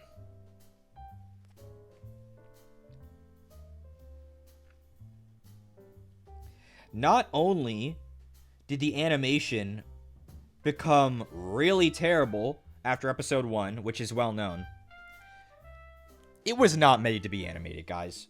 It was a serialized, right? It was like a serialized, like, one-off with, wasn't it slightly significant amounts of time between each, like, content drop? It's nonsense. It is impossible to follow. Junji Ito is not a character writer, and when it's animated, it only makes you realize that more. It's... Oh, good God. It only really highlights how Uzumaki makes no sense. It's only until the very end does anyone actually try to leave the town. It makes more sense as like a one-off horror manga thing. I have read the manga. It's way better. Ah! It's Connor. I startled him by acting startled. And I probably startled you guys by acting startled. That was way too loud. Hello. Hello. Hello. A fucking dog shit day. Yeah, did they say, you're an idiot, matey? They cleaned it out, which, by the way, hurt like hell. Oh, I bet. It hurt so bad. And then, both of my ears are infected. Huh? Yeah. Apparently.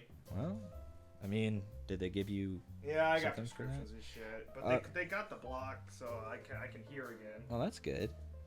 Remember in college, when I had a double ear infection and laid in my room with a blindfold over my eyes for 2 days? Yeah, well, they don't feel infected, but... And that's what they said, I don't know. Well, that's fun for you. Really Going back to when you were 3 years old. Say really harkening back to the younger years. Yeah, maybe they should put some tubes back in there. Yeah, right. Alright. See you later. Bye!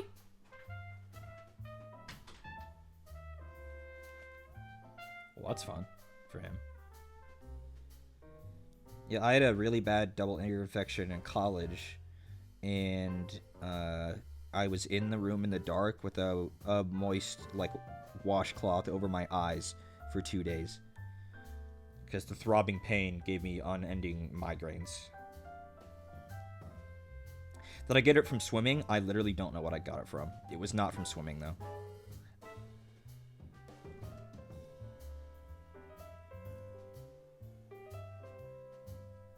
Yeah, I don't know where I got it, but I got it. And oh boy, it sure hurt really bad. Yeah, Connor used to get tubes in his ears. He had tubes in his ears when we were toddlers.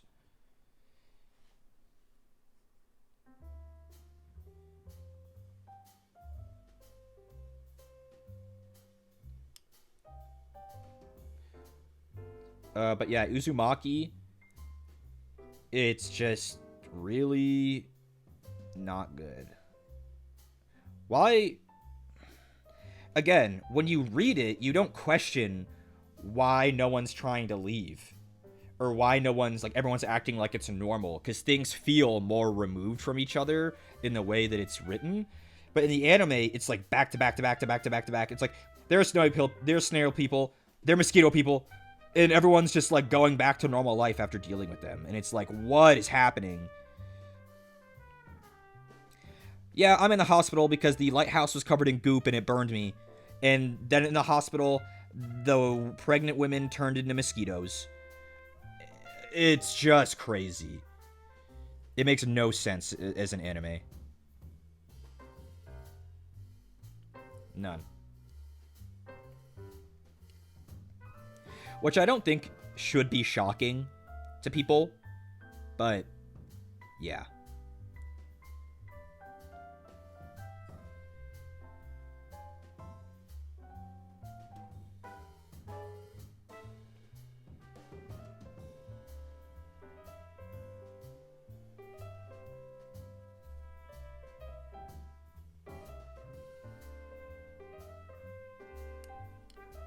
And I think it's clear that, like, the producers and stuff had no idea what the fuck was going on with it either. Because, like, that shit was probably... They were probably just gonna can it. And the animators said, please just let us put it out. We'll get it out. I promise. And then, we all know how that went.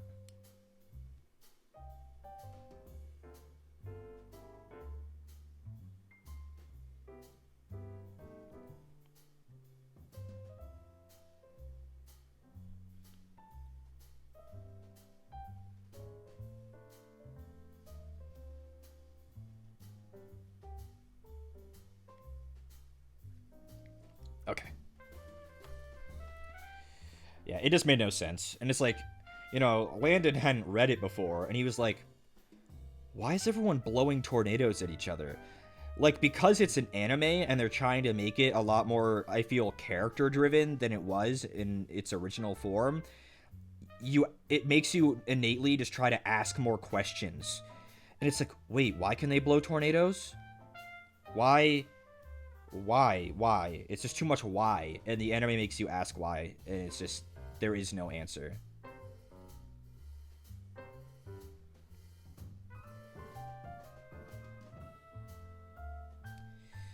And it's like, if the metaphor is for radiation, why can they blow tornadoes at each other? I don't, it's like, it kind of, I don't know. It makes you analyze it in a way that it wasn't really, and like view it from a lens that I don't think it was ever intended to be viewed from. And it just makes no sense. Why is that his first exposure to it? I don't know. I was kind of surprised he had never read any of it either.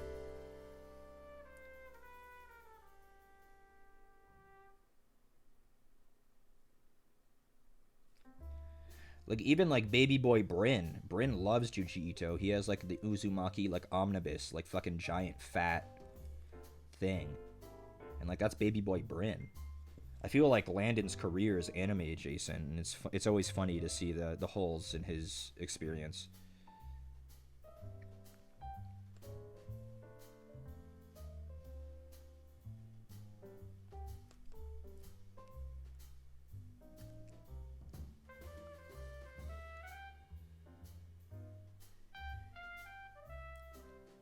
Trying to get his chest, and it's difficult because he's got the plasma gun in the way.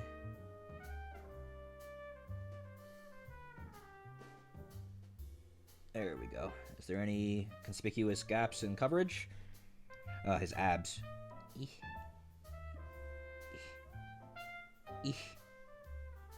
Alrighty. And that's the green on this guy done. And then we just have to do the black, then we shade, and then we do the silver, and then he's done. For the most part. Those are the broad strokes.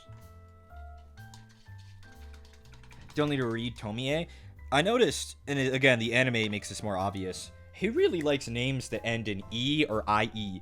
Kirie, Tomie, well, there was another character.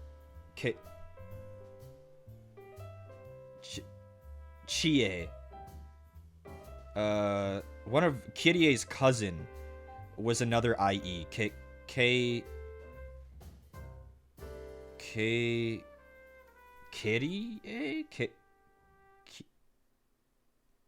I don't know. But it was another IE. He really likes IE names for women. Well, yeah, but he's a man.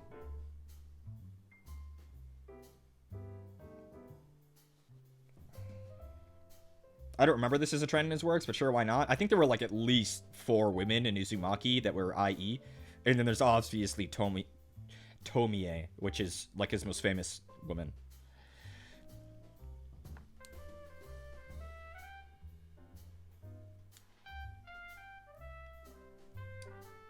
I need to reference the other plasma gunner on how I painted the damn thing.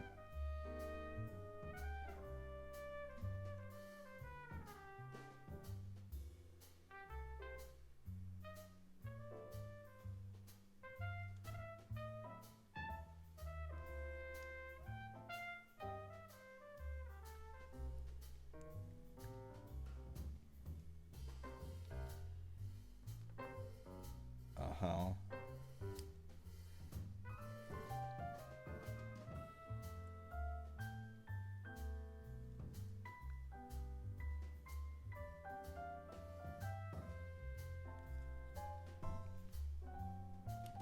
But yeah, it was really, not good. Most famous woman? Yeah. Name a more famous woman. You can't.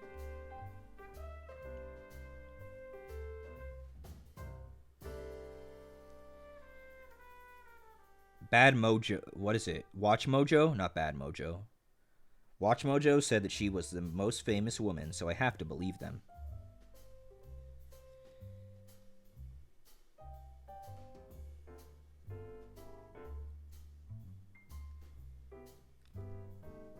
Anyone familiar with Watch Mojo? That shit's so fucking funny.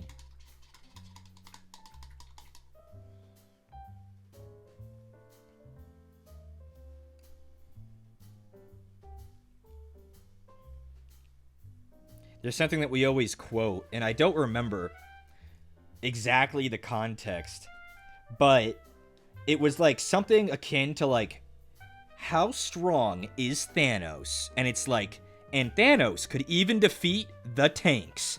And it was just a group of tanks. And it's like, we always quote that now. And he could even defeat the tanks. And like there was no context given. It was like a justification for Thanos being strong is he could defeat the tanks. And it was just a group of tanks.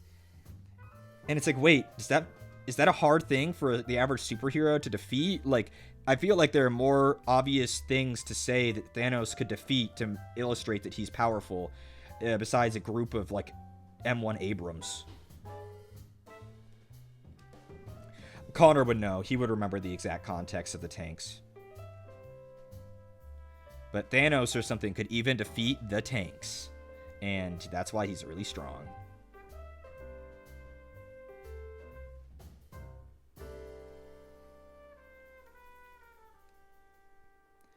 What tanks? Oh, you know, exactly. It's like there was it wasn't a specific set of tanks from comics. It was literally like a picture of actual tanks. He's so strong, he could even defeat the tanks.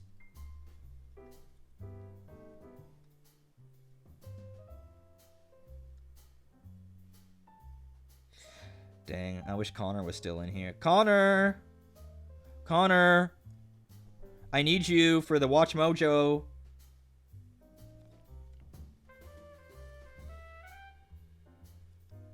Connor. Tanner snaps fingers. Go get Connor.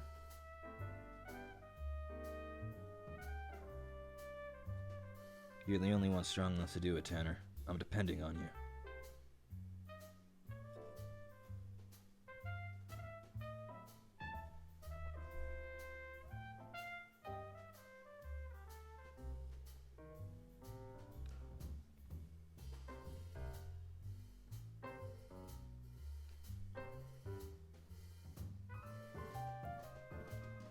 Okay. Black step is done. Shading step.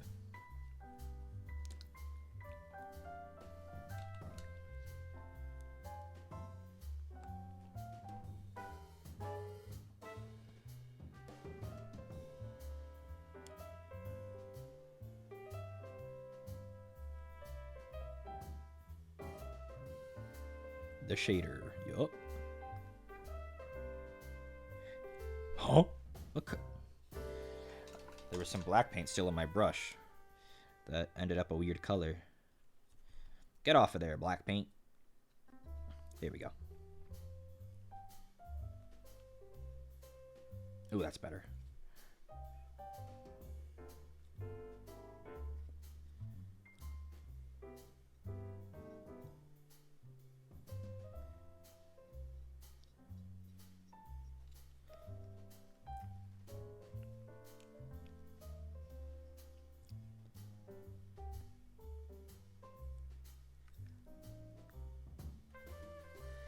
We were in the car yesterday, as you are sometimes, and we were trying to decide what our individual top 5 games of all time are, and what we would say are probably, regardless of our own personal opinions, the 5 best games of all time.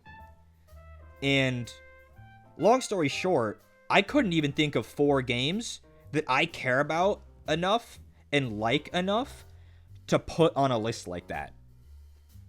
I said Elden Ring, World of Warcraft, Cyberpunk 2077, and then I couldn't think of another game that meant enough to me to end up on my top 5.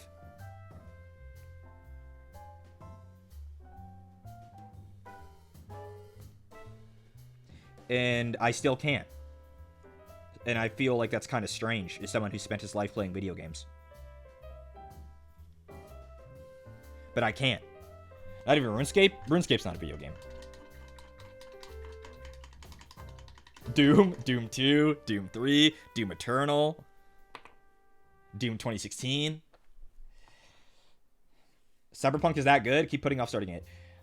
Cyberpunk on release was very rough, but the bones were still great.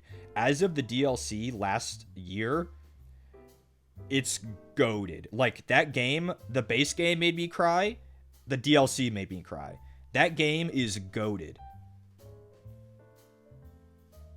Okay, then fair. By that definition, visual novels are not video games. Yeah.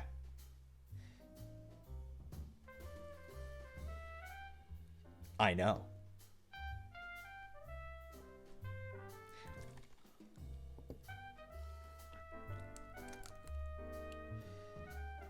No, I'm still fighting you on this. You're allowed to like visual novels, and I'm not saying they're bad. I just personally don't find they fit my definition of video game.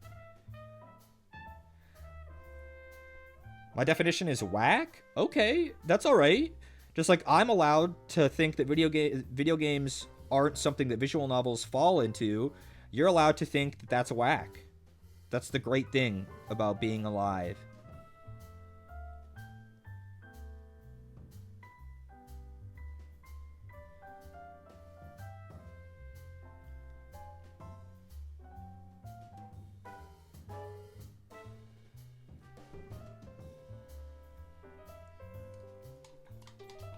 I'm back from my shower. Did I miss any juicy goss?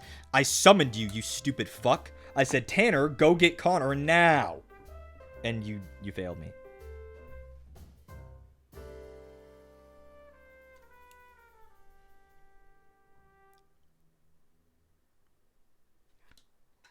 On it, boss. Thanks, Tanner. Mwah. I need to get white paint.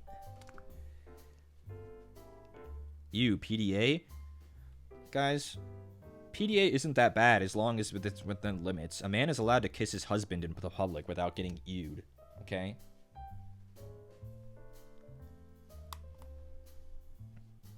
I hate couples. Die, Ryaju. Keep it in the Wattpad, bro? Yeah, my bad, Tanner.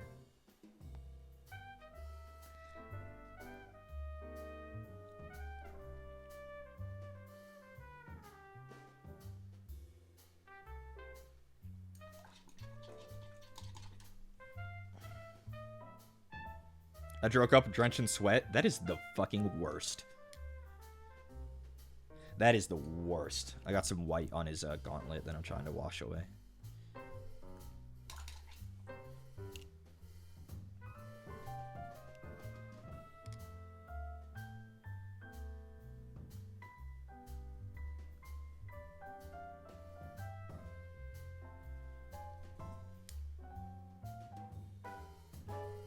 There we go. Let's see, the white is nice and bright for when I put the plasma on it later.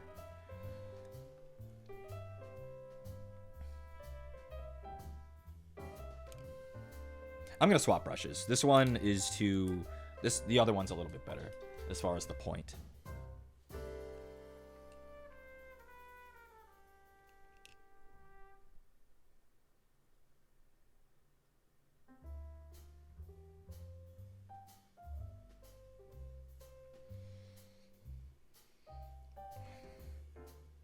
Hi, Chufisaris. Hi, Cozy Coco. Gotta cook mac and cheese real quick now, too. Did you get Connor?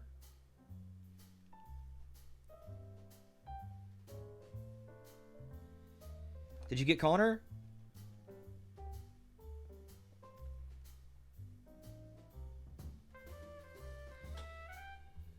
Hi, Coco. Hi, Horse. Hi, Reese. Don't say hi to me, bitch.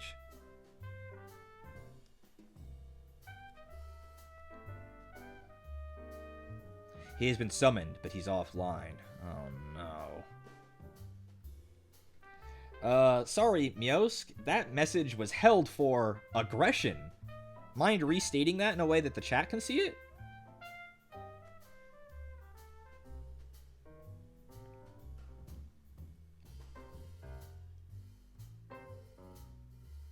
I think it's because you forgot to add in Minecraft.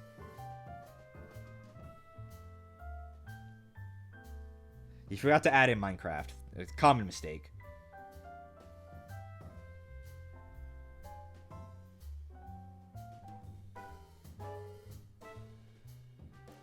To be clear, Miosk threatened my life.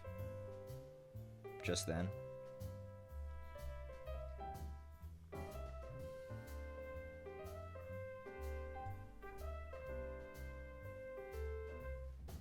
You know, a man can't even call a woman a bitch anymore, and she threatens to kill him. What fucking happened to America? Awful. I'll never forgive Joe Biden for this one.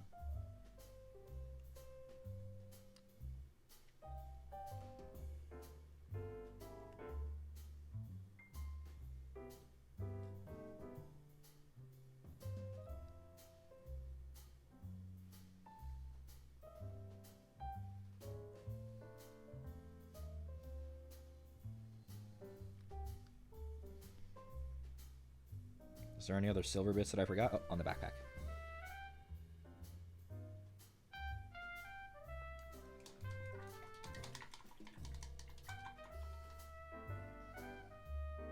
You deserved it? What the? Guys, this is America. We're supposed to hate women here.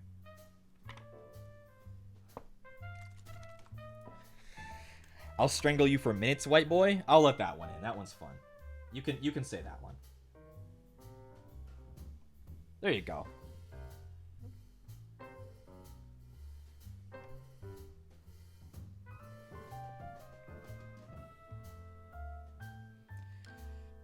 Even though your threat was stolen from my favorite white boy. The quirkiest of them all.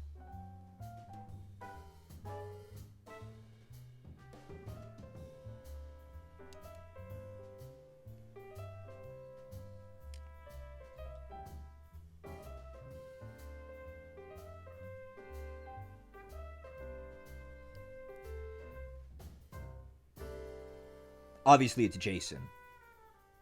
Jason is the white boy who is first known to have uttered, "I'll strangle you for minutes."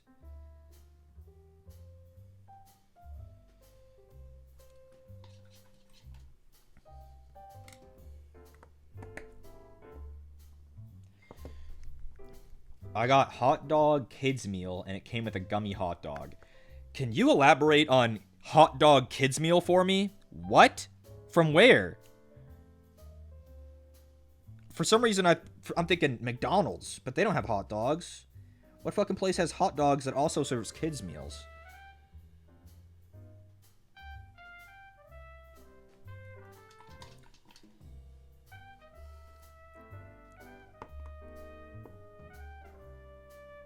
Okay, this guy just needs the teal, and then he's done. See how fast they go?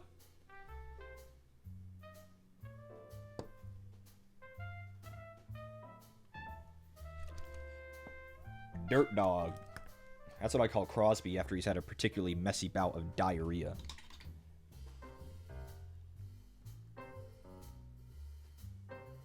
Oh, I also have to do the plasma. Goofy Reese.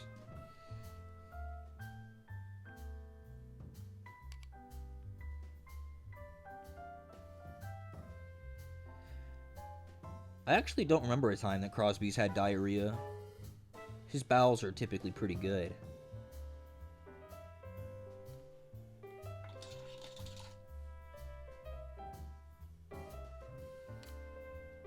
Pert gets diarrhea? That's really unfortunate because that cat shits inside your home. Crosby at least kept it outside, you know?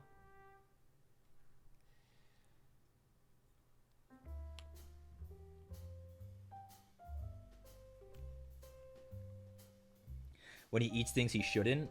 Yeah, that's the other thing that I dislike about cats. It is really hard to keep them out of things if you're not constantly thinking about it. Like, the other day we were at Landon's, and everyone was drinking except for me. And it was really late, and Landon said, it was like 11 p.m. And Landon said, "Oh shit, I just realized I've been waiting for something in the mail. And let's go get the mail." And, you know, they have a kind of communal mailbox, so it's a couple minutes away by foot. And we walked over, and when we walked back and got in, we opened the door, and Pickles has the entire bag of tortilla chips off the counter and is eating the tortilla chips. Bro, we were gone for 3 minutes. 3 minutes.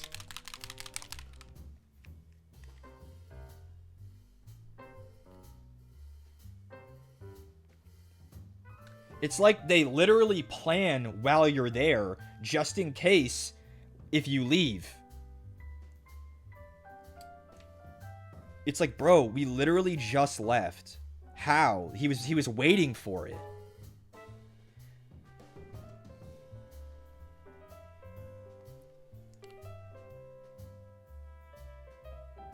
Meanwhile, if I don't want Crosby to have something, I just put it anywhere that's not the fucking floor.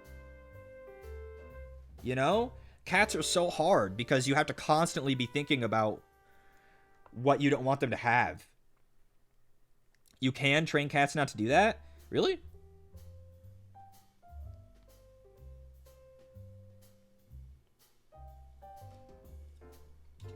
Really? Is this a certified really moment?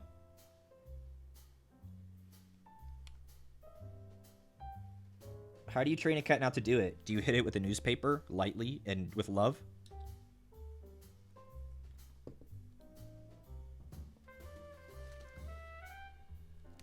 To start, you have to have more discipline than the cat. Well, that's over for us. Water spray? Yeah, but, like, we weren't there.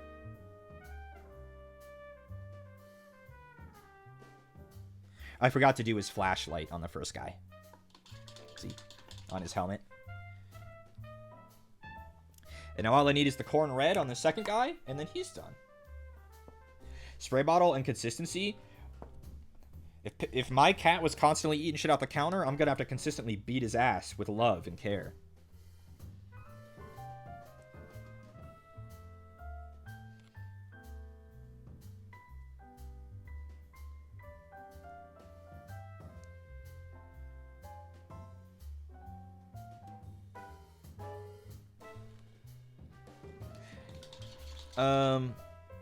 It's funny how much that tiny dot of red really helps the overall scheme. Just that teeny little dot.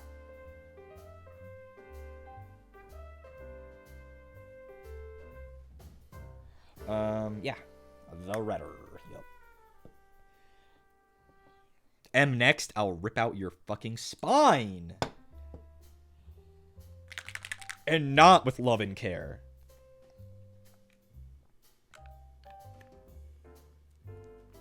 What? Connor, you're finally here. Who could defeat the tanks? What was the context over that, man? I was talking about the tanks. Who could do it? What was the context on Watch Mojo about the tanks? They could even defeat the tanks.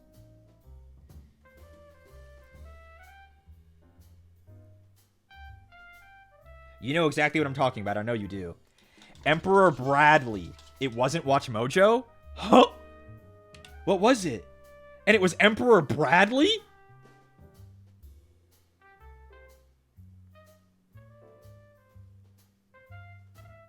That's even funnier.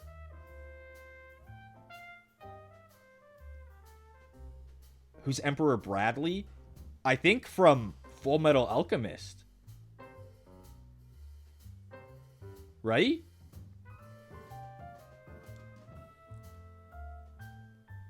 It wasn't Watch Mojo? What was it though, brother?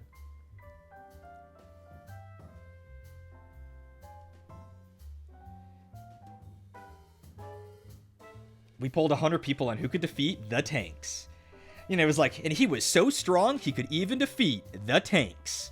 It was a YouTube channel. Yep, YouTube channel. Called SL Made. SL Made, okay. And it was during peak quarantine. Yep, peak quarantine. And to what I understand, yep. it was written by someone that doesn't... English was not their first language. No, English was definitely not their first language. But it was narrated by someone that was. Yeah. And but they would read it verbatim even though they spoke English. Yes. So they wouldn't adjust the script. Right. Yeah. And then they would do power rankings off of a bunch of different characters, and Emperor Bradley won one of the power rankings because he defeated because he could defeat the tanks. The tanks. The tanks. Yeah. Very specifically, the tanks. And I still remember that it was like... We were dying one night. There was one that was like most powerful fictitious weapons, and it was like Rick's portal gun, yeah. and then like the World War II atom bomb. Yeah, like literally Fat Man. That I couldn't believe it. I was shocked. It was like we were Green dying. Lantern ring. Yeah. The Rick's portal gun. Yeah. And then it was fucking like the atom bomb. Yeah. I couldn't believe it. Oh, King Bradley, not Emperor Bradley. But the Full Metal Alchemist guy. Yeah, like, but Wrath. Yeah. And he could even defeat the tanks. And that's all the context it gave. Yeah. He could defeat the tanks. Yeah. And that's it. But yeah, SL Made. SL Made. I can't believe I remembered that. I couldn't remember. For some reason, I thought it was Watch Mojo. No. Thank you.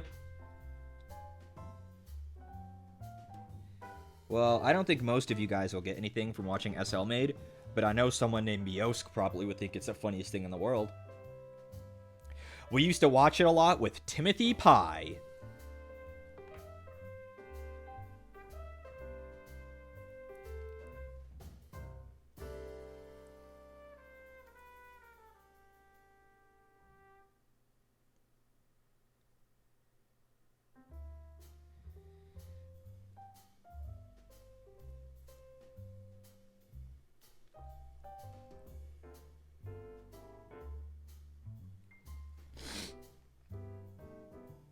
You were describing it, and I immediately went to look it up. Yeah. It's just nonsense. It's like mostly like a power scaling thing. But again, like Connor said, it's very obviously written by somebody that English isn't their first language, but then read by somebody who does speak English. But she doesn't like adjust the script. She's paid to read the script, and she reads it verbatim.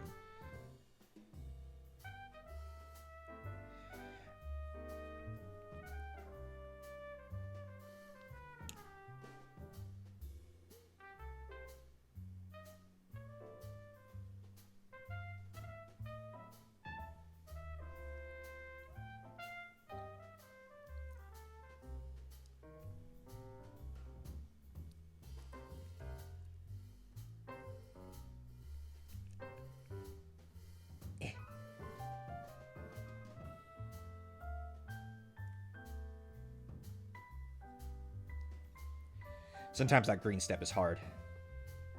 Lil Perk is here. Do you have any messages to pass on? Dap me up, cuh. And that's it. That's all I need to tell. I would definitely dap him up.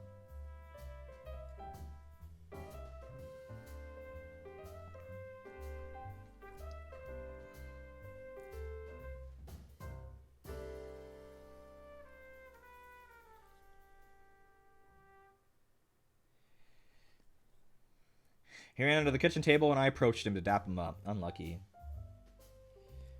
I would dab up Crosby. I do, in fact. But I don't grab his paw. To dab up Crosby, you grab him by the snout.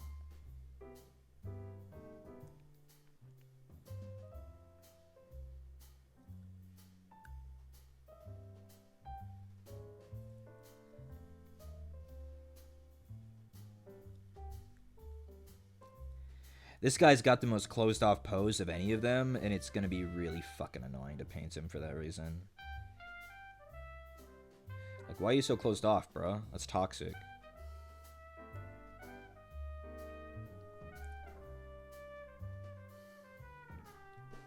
I need a cat so bad. Help. Ever thought about a dog? Ever thought about a dog?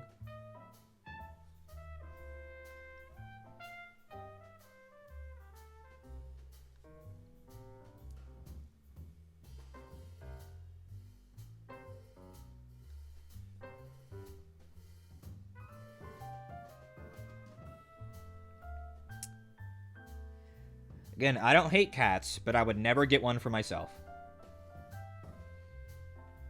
I don't like how dogs smell. I think dogs smell less than cats.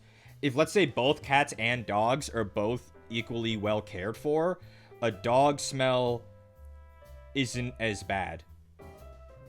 They smell like corn chips when clean.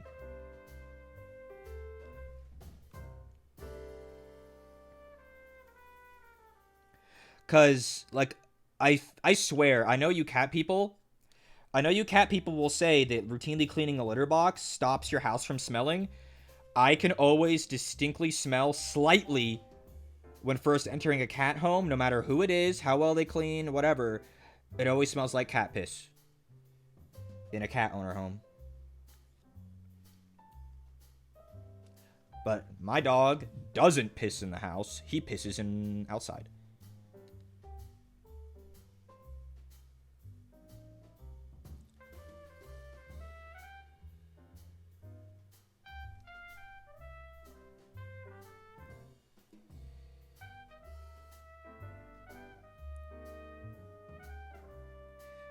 I think all things equal, a dog creates less stink. I'm not going to say that dogs smell great all the time, or that they never, like, wet dog is a good smell or whatever, but I think on average, a dog has a less smelly existence than a cat, if all things are equal.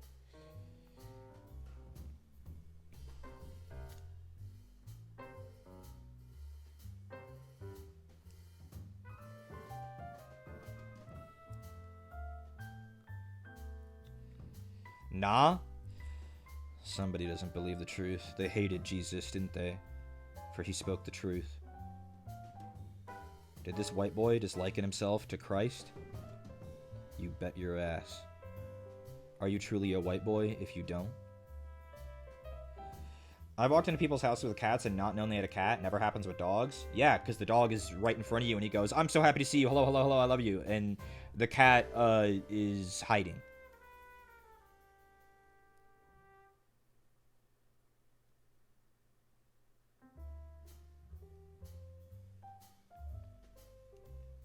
I'll nail you to a cross, white boy. You might try. But I think the other white boys will defend me. And we are legion.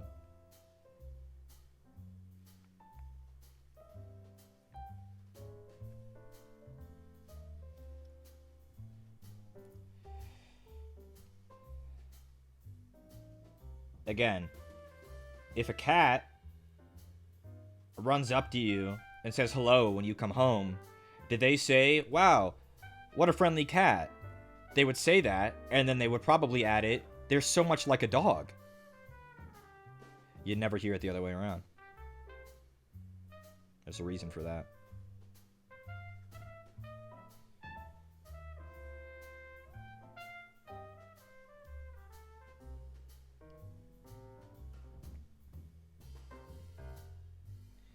Again, I don't hate cats. I'm just giving the reasons why I would never personally pick to have one. If my partner or whatever had a cat or wanted a cat, that's fine. I would have a cat. I would just say, you know, I'm just saying that personally, I would never want one for myself. If I was getting a pet, I would never choose a cat. I would choose a dog every time.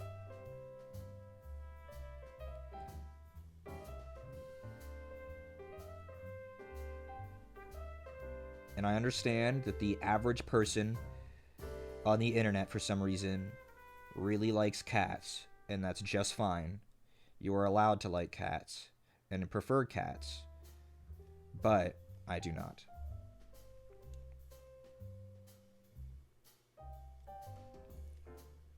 I was the same before I got Mustard. Mustard seems pretty good. She seems pretty good as far as cats go. You know, she hangs around. She doesn't hurt you. She's okay with being handled, generally. You are too dog-brained, and you view cats through the lens of a dog owner, which is why your perception is skewed and wrong. I have met way more unsavory cats than dogs in my life. Cats that are not just antisocial, but just straight up mean, than I have dogs. Way more. And I know what you'll say, well, that's a reflection of the owner. You're right. But I don't think the owner did that bad of a job. So it's like, a cat is way more easy to mess up, quote unquote mess up, as far as the quality of the pet. And you guys know how I feel about pets. For some reason, I feel like this is a hot take. I am purchasing you to be my stuffed animal. I own you. I love you and we're family, but you are mine. You know? So I want my pet to be chill and friendly and like hang out. And I think a dog is way more likely to do that. All things being equal. Get a rat? I'd want to, but they don't live long enough. I'd kill myself when it passed.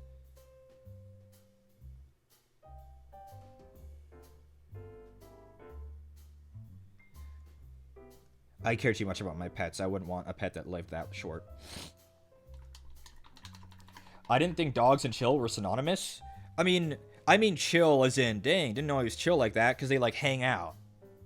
They're friendly, they're nice. I don't mean like literally like they're relaxed. I know a lot of dogs are quite hyper. But you know, like Crosby, he chill like that. He hangs out, he sits under my desk, he comes and greets me when I come home. We hang out. Dogs be jumping on people and shit? Yeah, that's awesome. They love me. I bought you so that you could love me.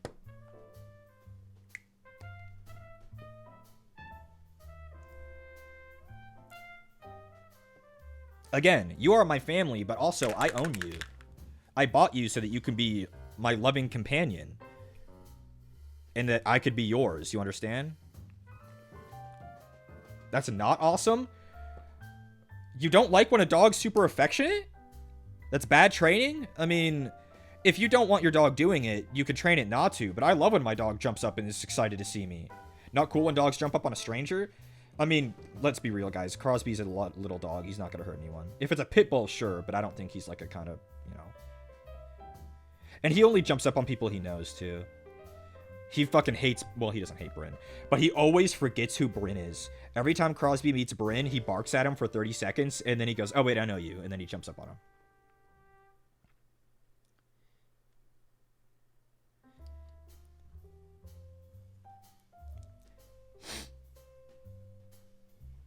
Reese's speech to his new wife. I own you. Yup. Paid good money from her. Paid good money for her. She better understand.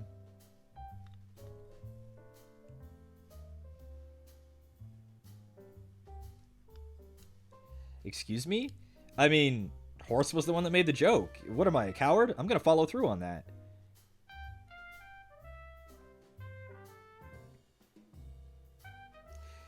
When dogs pull their leash because they're so excited to see you down the... yeah, that's awesome.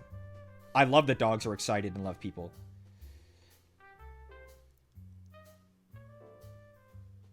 I'm not okay with any dog touching me, regardless of how friendly. I'm sorry that you've had bad experiences with dogs, but I love when dogs touch me. The more inappropriate, the better. That dog better be jumped up and excited to see me, bro. I don't care if I barely know him. Phrasing? You think that wasn't on purpose?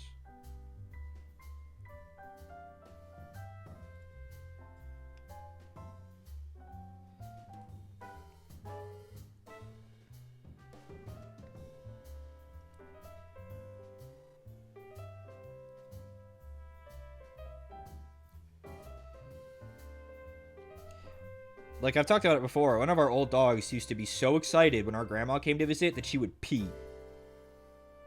We would have to let her out through the front door onto the front porch so that she would pee outside. That's love right there. That's love.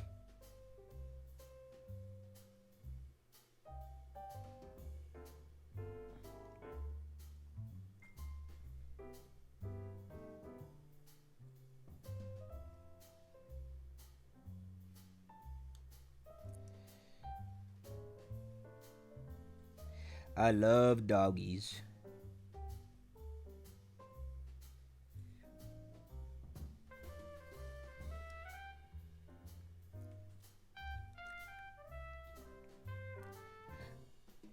God forbid a lady urinates? Yeah. That's Horse's mom's dog. Nasty behemoth. Yeah, I will say that a poorly trained dog is far more damaging to a person than a poorly trained cat. But I'm just talking about averages here. The average dog and the average cat. A mean dog could be terrible, absolutely.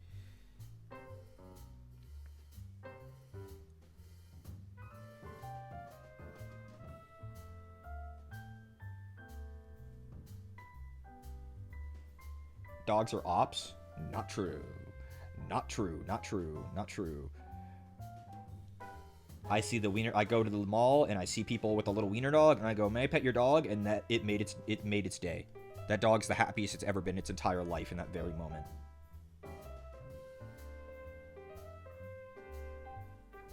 And it said, "Oh boy, it's my favorite person," and we've never met before. Dogs, I think that's really what it boils down to. The average dog is, because of, I guess, the way they've been domesticated over cats, I guess there's something with the domestication of cats that's just different, or the nature of wolves versus, like, jaguars or whatever. The average dog is so trusting. The average cat, its trust level is not nearly as high, and I think that's really what it boils down to.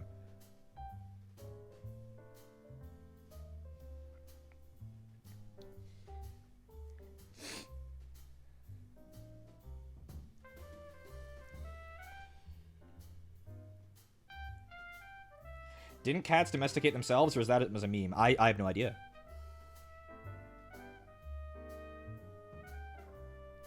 I have no idea.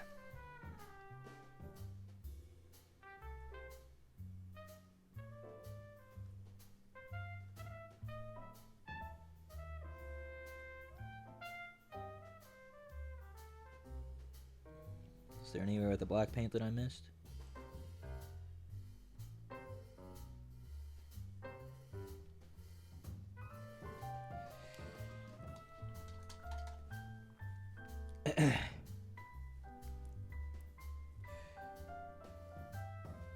They're not as domesticated? Yeah.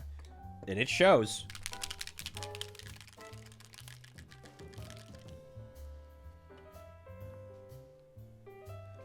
Again, I looked it up recently. I don't remember the number, but dogs have been domesticated for like 5 times longer than recorded history. You know? It was some ridiculous number like that.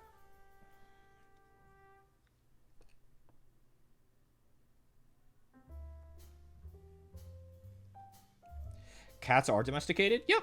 But dogs have been domesticated like a ridiculous amount of time. But dogs don't need your tummies when you have cramps. That is true. I've not... Obviously, I don't have any data for this. But Crosby generates a lot of heat. My mom calls him a hot water bottle. So I feel like if you spooned Crosby, if you had cramps, I feel like that would do a good job.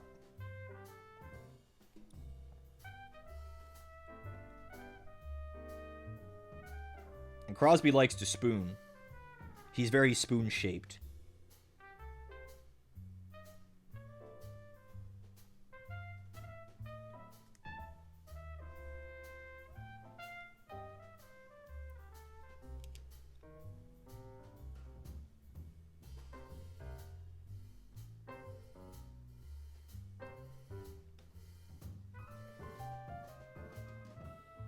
I'd rather have no animal near my uterus once a month. Why? They love you. They know that you're hurting. They love you. They're trying to help. Because they love you.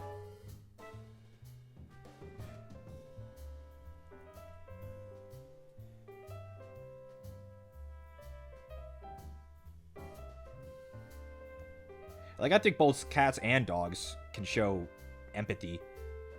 It's kind of crazy sometimes how much they can. I wish to pet Crosby, so little furnace. He's a goof. Big lummox. There's a spot I mess with them. Counterpoint, Stamp gives me a little lick. I mean, a dog can show affection through licking too. But I get your point. You love Stamp, and that's fine. Can't do the dog saliva? Not every dog has a ton of saliva. Crosby is pretty dry. Like, I would say Crosby has as much, like, saliva in an average lick than, like, a cat would. And an average cat.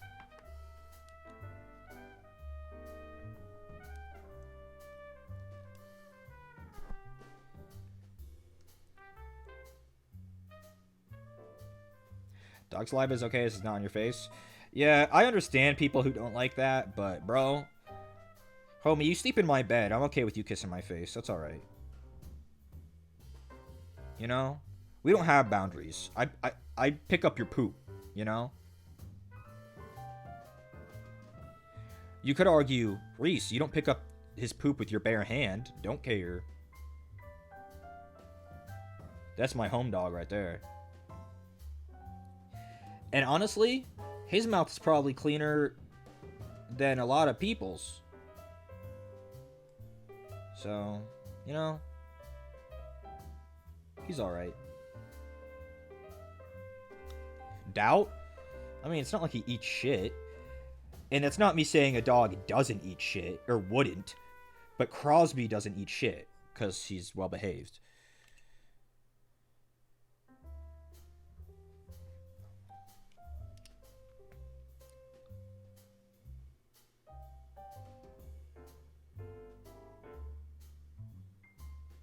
Like, I do think that his mouth really isn't that dirty. People like to pretend like a dog has, like, a literal shit in their mouth. It's like, and what about a cat, then? You know? I think both animals are just as likely to have eaten shit. Crosby can't reach his butthole. Does that make sense? You know what can reach their butthole? The average cat.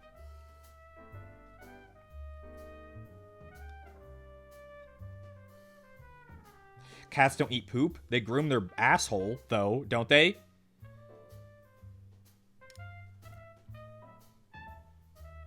Who else is gonna do it? Crosby literally can't do that. We have to bathe him. So his mouth doesn't have poop in it.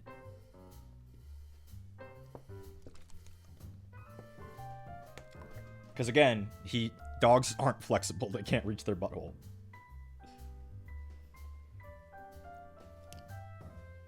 Goofy little Crosby. Handsome man. Noble beast with his big snout.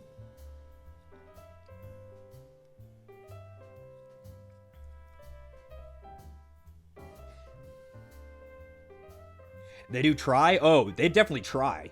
That's definitely true. Dogs try, but they can't really make it.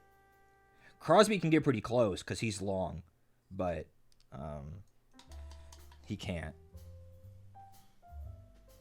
And their tails their tails don't move around like a cat's. So like he can't get it really out of the way, and it's a whole thing, you know.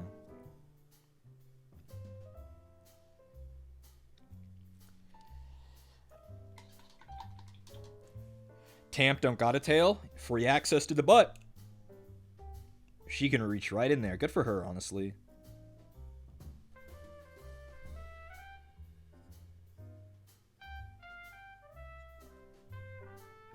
I like Tamp's cute little tail.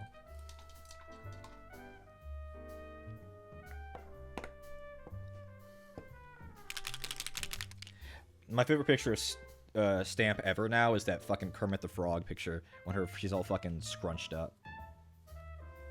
She's got like the fucking crunkly ass face. Why was she looking like that? It was such a fucking funny ass picture of her.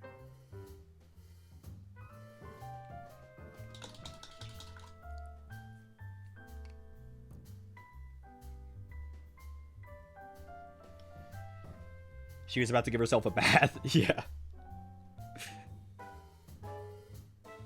And also, don't get me wrong. I would still let a cat lick my face.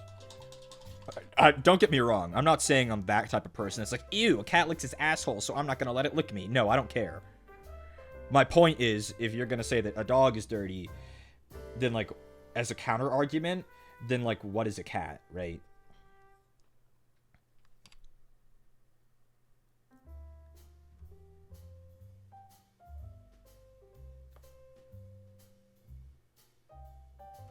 I can only imagine how disgusting a quote-unquote outdoor cat is. I don't like that when people do that. Not just for the cat's safety. I think it's just like, what's the point of getting a pet if you're just going to let it run amok in the neighborhood and kill birds and stuff?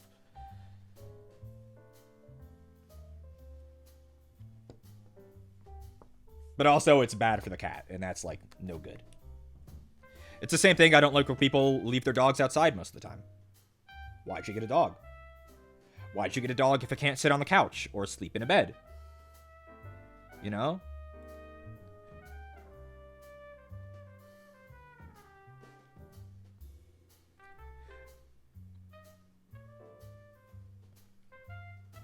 That's your family member. You own them, but they depend on you to take care of them and give them a good life.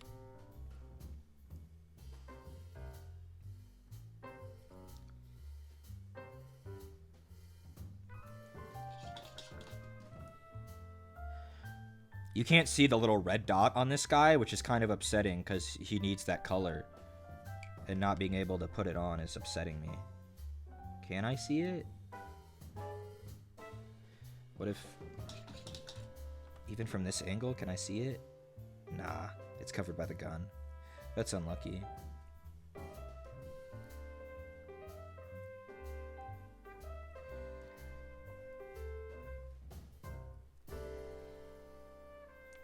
Like, I know Twitter loves Pepito, but damn, like, what's the point? That cat spends, like, 80% of its life outside. One day, he's just not gonna come home.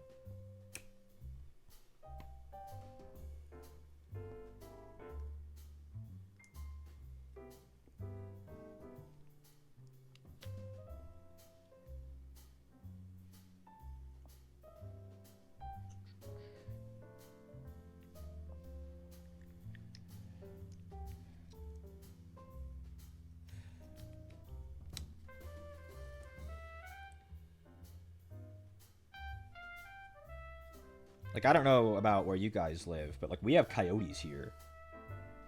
I've seen them. In Landon's neighborhood, I've seen coyotes. And people have outdoor cats and, like, little dogs and stuff.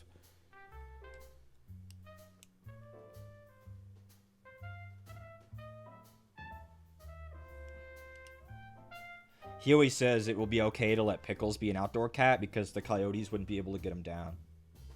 He's too big of a bite.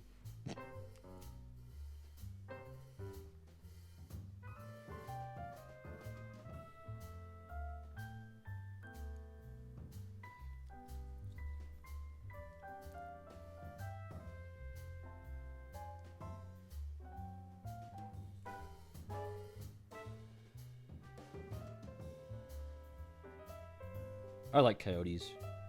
Not because they kill cats, but because I think they're cute. Little doggy. We got coyotes and even just other people's dogs. My cats would never make it out there. Yeah, I've known people's like outdoor cats that get attacked by like domestic dogs. You know, like a dog that's just out on the lead or whatever, gets away from the owner or something. It's just not. It's not good. Like I've known dogs who've had to been put down because people's outdoor cats get attacked by them. And it's like a fault of the dog because the dog shouldn't want to attack the cat, but then also the cat shouldn't have been wandering around in people's yards, you know?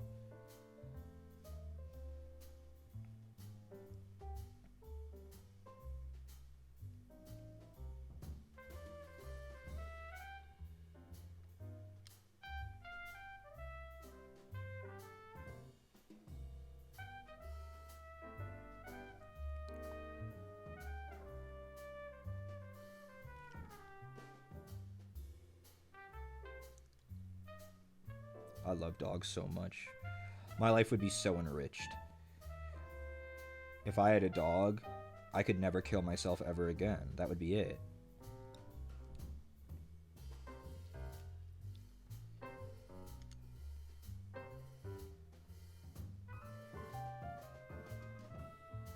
Again? Yeah, I've lived an interesting life.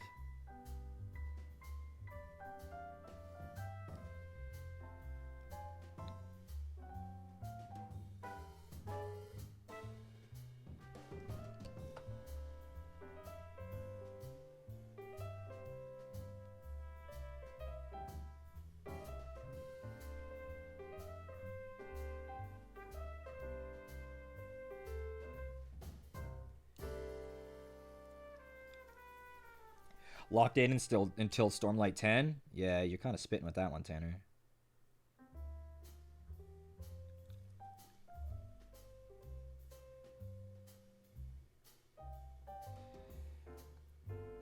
I hope Sanderson can finish them, because he's going to be pretty old by the time he's done.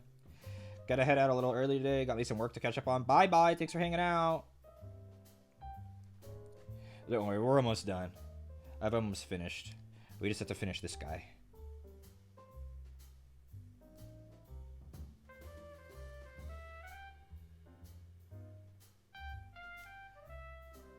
He'll only be in his 60s? Tanner, some people don't make it that long.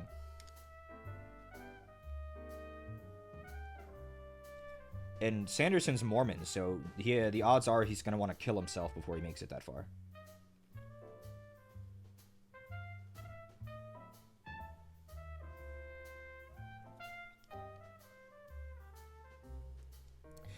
I'm actually, every time I remember it, I am shocked that he's Mormon. Because the Stormlight books are generally, like, really, like, have good depictions of, like, women and relationships and all kinds of things that I feel like a Mormon would at least be wouldn't be, like, predisposed to have exposure to. Like, not that a Mormon couldn't have good relationships with women or an understanding of women, but that I feel like the average Mormon probably is taught maybe backwards things about them. Does that make sense? Is he practicing? I'm pretty sure he's practicing.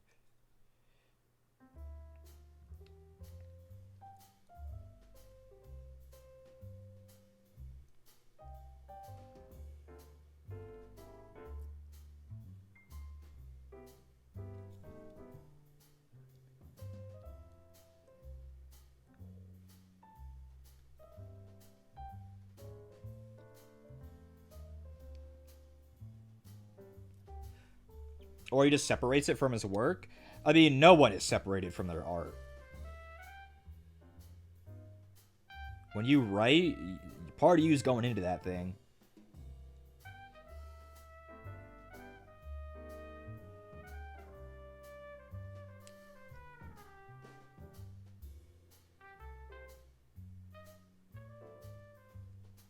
Maybe Kaladin being depressive and suicidal is a cry for help.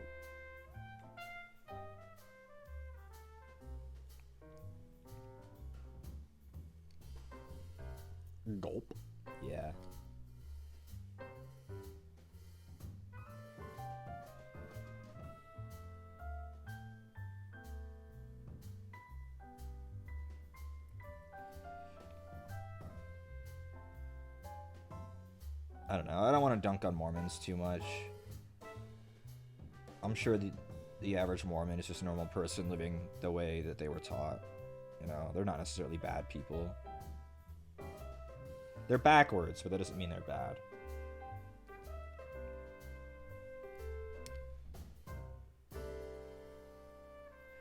As much as I feel like a doomer, I still tend to believe that people are innately good, and evil is learned.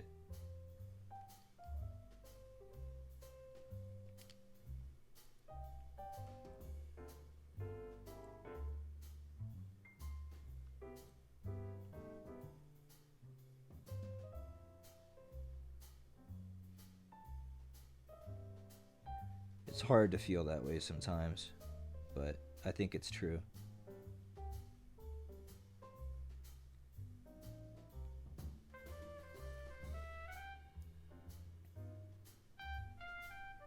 If I was Kaladin, things would have been different. Yeah, I would have killed myself. I would not have been strong enough, bro. That honor chasm, woo! She looking mighty pretty this time of night.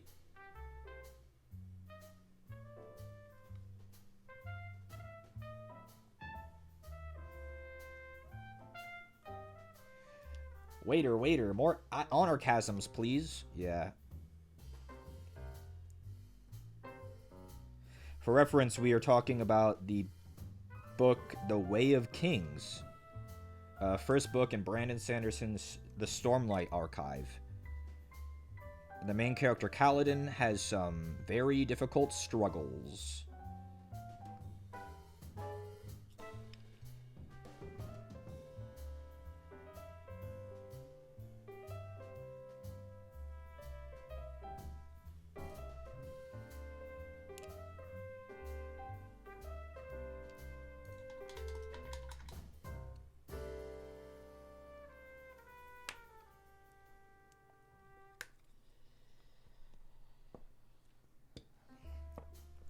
He's kind of dumb, but kind of goated.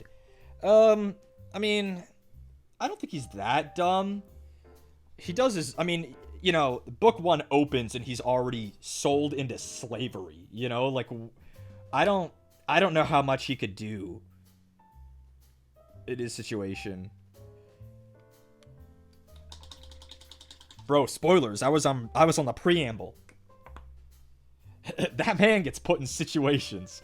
Absolutely. He'd be on Twitter saying, sometimes I'm in situations.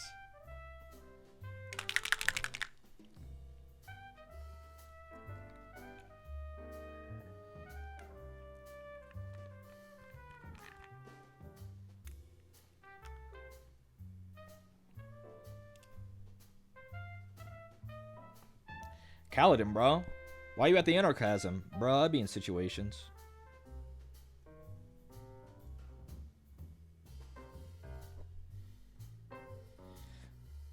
I love that, Horace, that you and Andy are on The Way of Kings, and, like, your favorite character is Seth.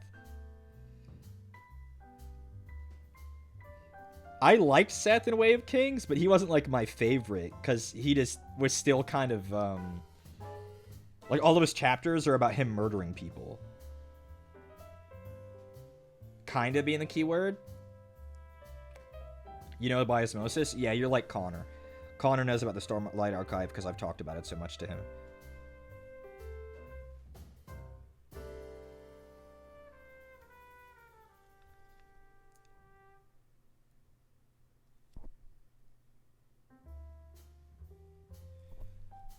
Seth is cool and awesome. And he's a little cute bald baby.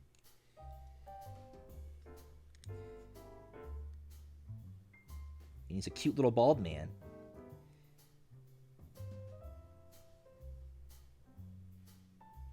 But man, whoever has that magic rock is sure making him do some evil things. They have his fucking, what is it, the Oath Stone? And they are making him do evil things.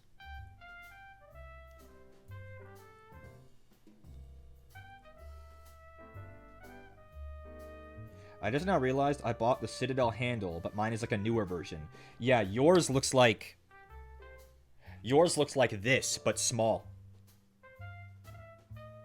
Right?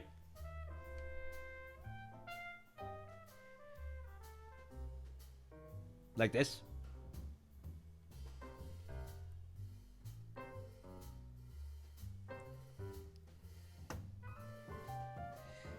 This is the older model, and it is way better. This Thickums thing, it's way better. I don't like the new ones. This thing like never drops minis, and the other one launches them sometimes. You guys know. You guys have seen it. Sometimes some minis get fucking launched by the other one.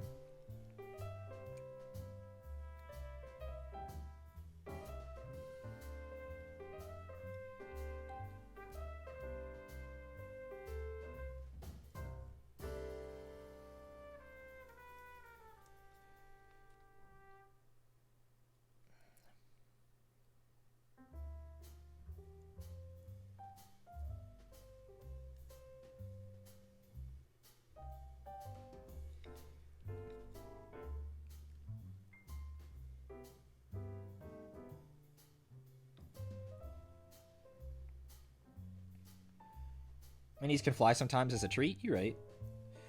Horace and Andy, what do you guys think of Shallan? I didn't like Shallan very much in the first book.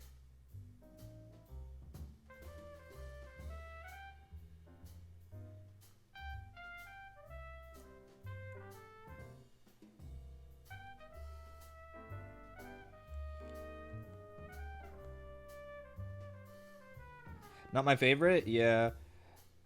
She's still not my favorite, but I grew to like her more. But it's kind of... I think it's nearly impossible to read Stormlight and not have Kaladin be like your goat. That's my goat right there. Stormblessed. Girl needs to lock in. Bro, Shallan does not know what lock in means.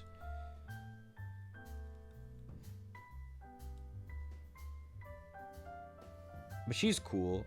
I grew to like her a lot more. She's still not my favorite, but she's cool. Also, Adolin Kholin. I cannot believe that character is like that. I like that character.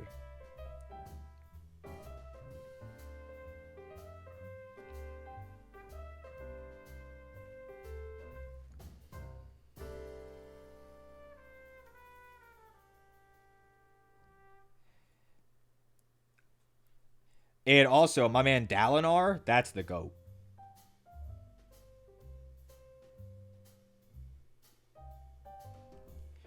Dalinar said, hey guys, slavery kinda bad sometimes. But also, he didn't really do anything about it, so... He said, I won't use slaves. You guys can, though.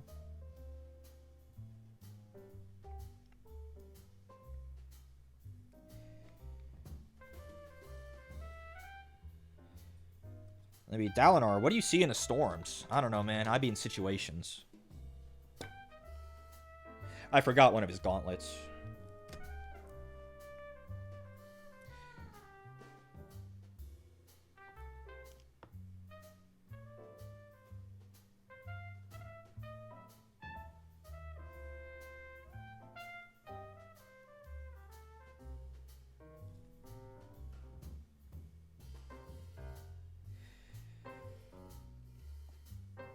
But it's like changing the subject.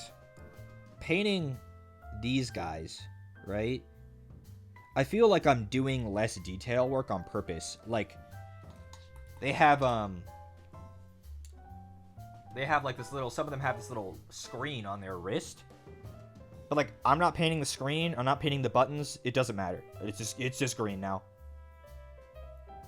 It's green. That's it.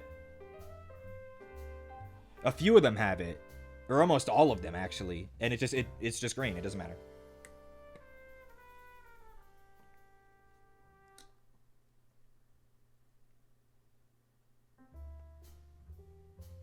Because the contrast paint, I think, still does a really good job of picking out the texture on the screens, so you register they're there. But because it's still all one color, it fades into the background.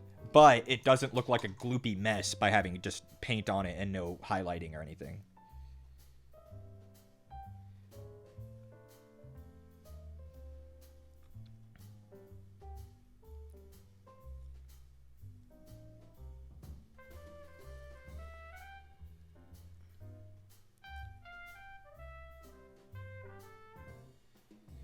Do you tend to touch them up later, or do you just leave it? Honestly, for almost every mini I've ever painted, I don't put it down and paint the base rim black until I am content with never touching it again with paint.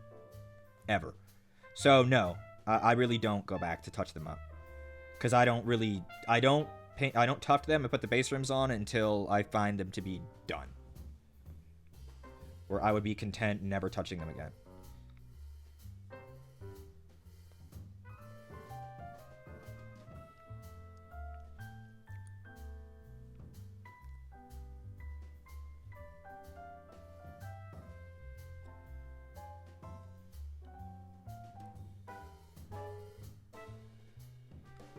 What else am I missing as far as the shade?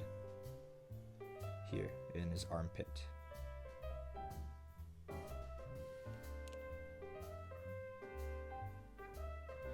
Alrighty.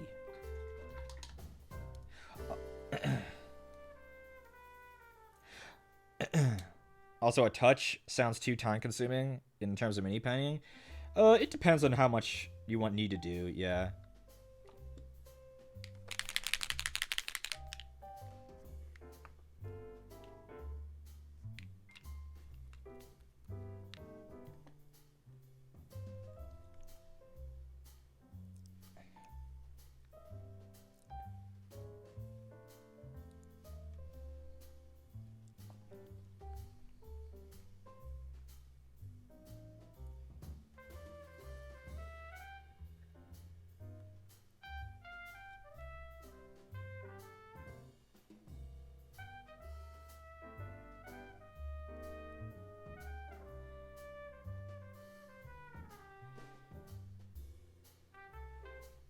How many of these guys have I done? This is the fourth and last one. Off stream, I did 6. Saturday night, I painted 6 off stream. And tonight, I am painting the other 4. And then the squad is done.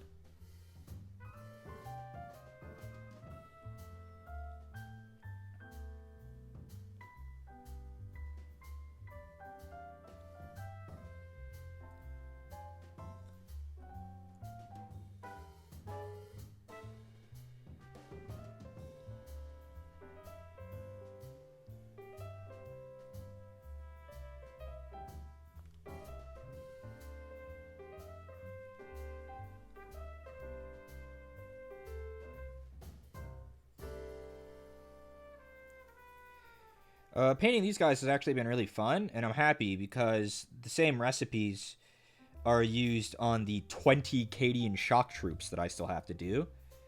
And there are obviously double the amount of them. And I think, bizarrely in some ways, the Cadian shock troops are more detailed than these guys. So I'm glad that these guys were fun. That I like the way they ended up, that I like their colors. So today, 4 more recruits to the squad. Yup.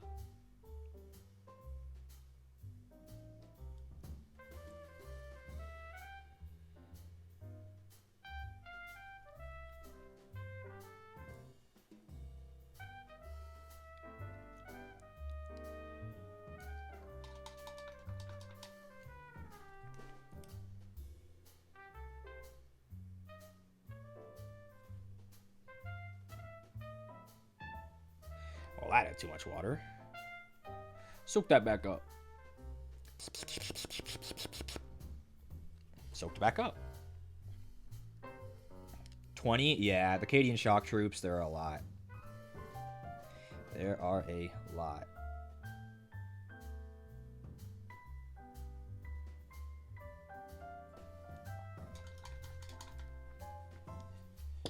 My gold paint dried up.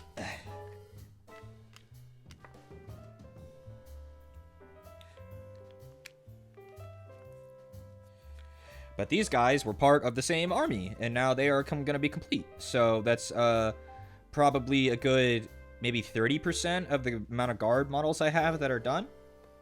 If you also count the other ones I've already painted. So it's not like it's not like insurmountable.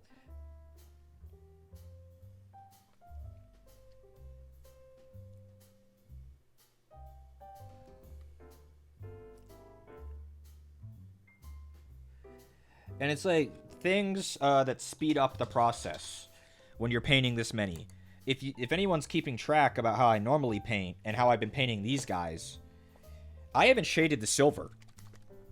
It's just I cut it out. It's just not something that I found was that important to do on these guys. I think they look fine without it. Sometimes just cutting out a single step like that really helps you get in the right mind space for clearing out a bunch of guys.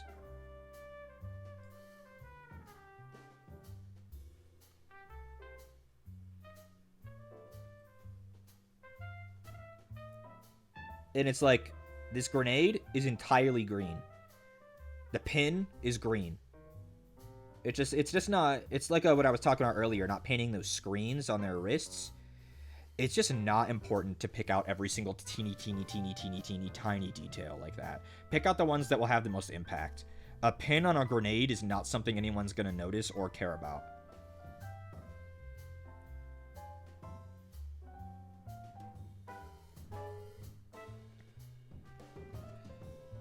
Because I think part of my problem when I paint the Imperial Fists is I think I might pick out too many details where I could cut some things out. Like, I think it's too late at this point to not do it. But you know how in my Imperial Fists, I pick out the black in the gaps of their armor? In their elbows, knees, necks, things like that? I could probably get away with just painting it yellow. You know? I could probably just paint it yellow. And nobody would care.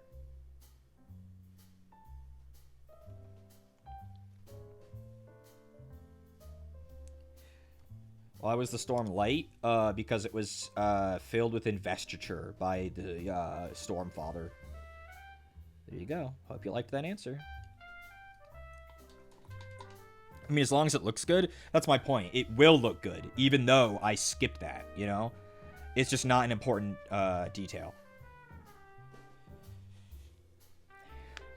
True, but it does add depth. Yeah, it just depends on what your goals are. I think for my Imperial Fists, I think it's worth it. But for, like, these guys, I don't think picking out every single tiny detail is important to the overall finish. Because I think they still look good. And they're fun.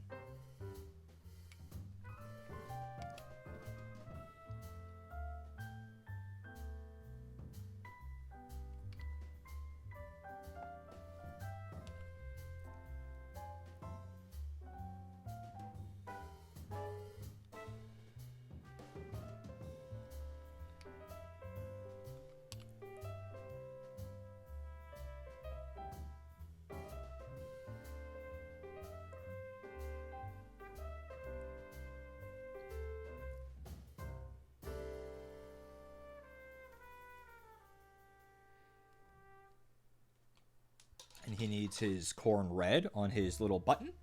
And then he's done. What does investing have to do with storms? I don't know. Maybe read the damn book, huh? Maybe it would say something about that.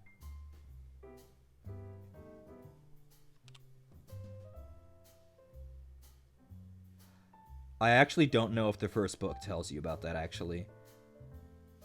About what the heck's going on with the storms. The first couple books play the world building really close to the chest.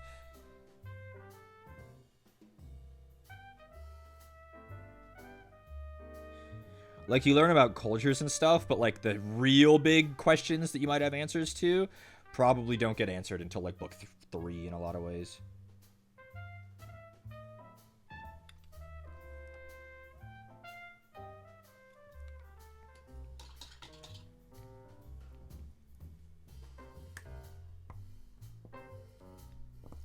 There was something I saw that needed color. Don't they have storms all the time? Yeah, it's like really often, and it's not just like a normal storm. It's like the entire world builds with walls facing a specific direction because the storms always go like east to west.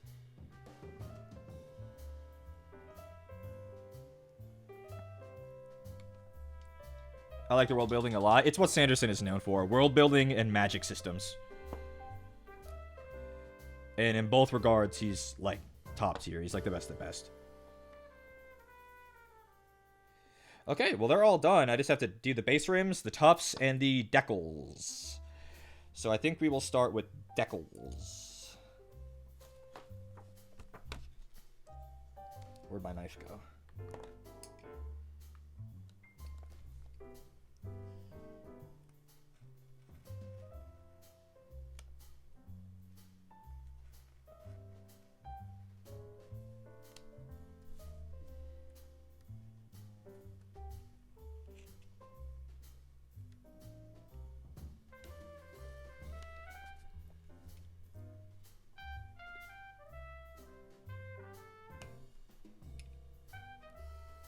Did I cut that one? I think I might have.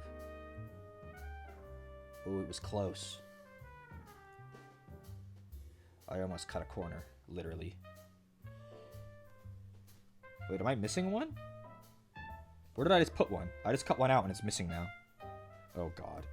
I'm holding 2. That's 1. Where's the 4th? No, I didn't. I didn't cut it out. It's right here. Okay.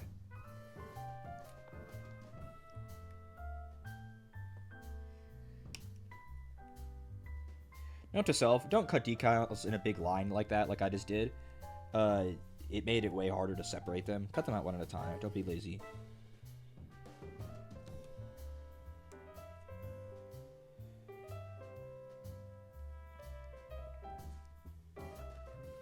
I will use the one that I am fear that I cut into first to see if it ends up okay. So, you guys know the deal with decals. You take your paintbrush and you completely soak the piece of paper on both sides, front and back. And then you get a little bit of water, not too much, and you put it on the shoulder that you're trying to put the decal on, or the area. And that's it. And then you put the decal on.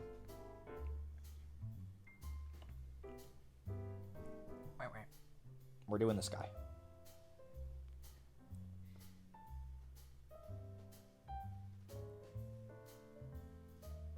And I did not, in fact, harm the decal. Munt alert. This is a certified munt moment.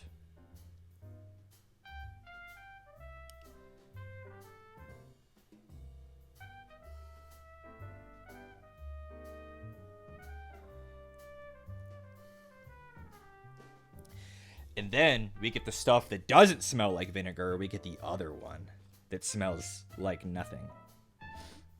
And it smells a little bit nail polish. My science teacher in middle school would not have been pleased with how I just sniffed that. I did not waft. We fucking put that open bottle under my nose. Took a big sniff.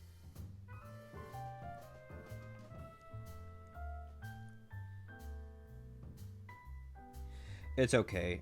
I'm sure the microplastics will give me brain damage before the paint stuff does.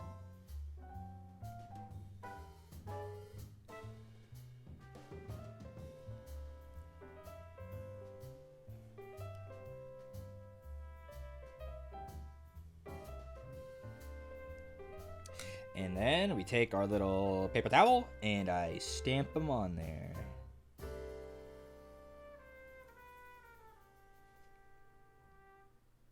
You see how much easier that was when it wasn't a circle?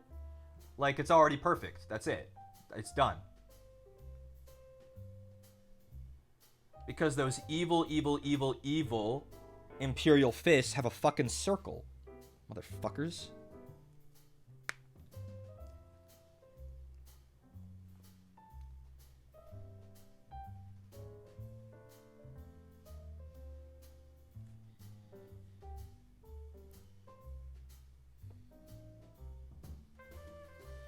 Uh-oh. These decals are too good. They're sliding off too easy. I almost lost it. Whew, that was close.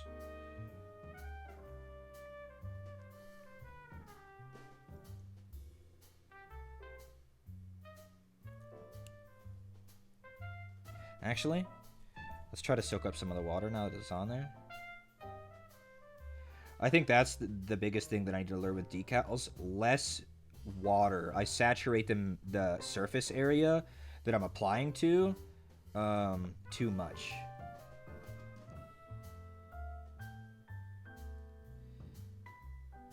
I'll punch clean through a Trader Guardsman flak armor. Yes, sir. With your plasma rifle.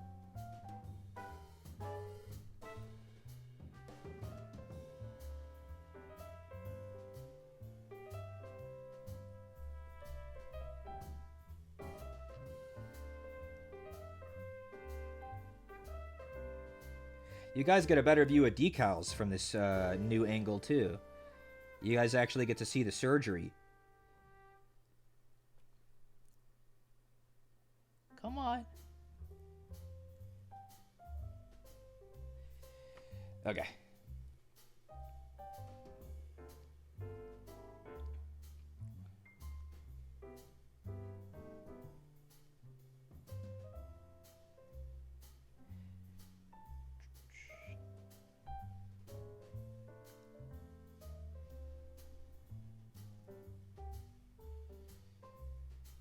That's 2.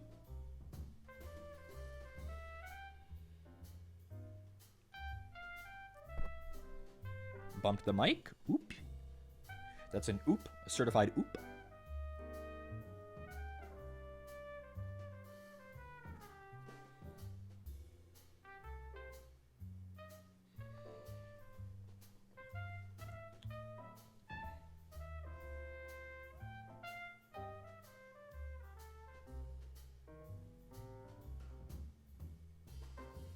Come on.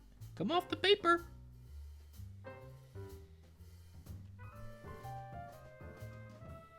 Okay, let's try the brush that has more of a point.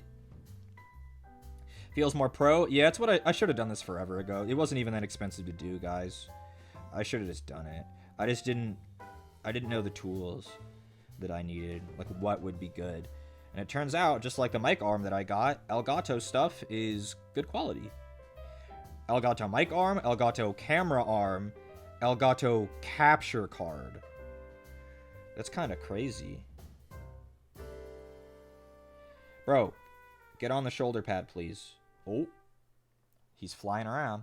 Need a little... See, and then that time, I overcorrected. We had not enough water on there at all. It needs the water to adhere to the surface. There we go.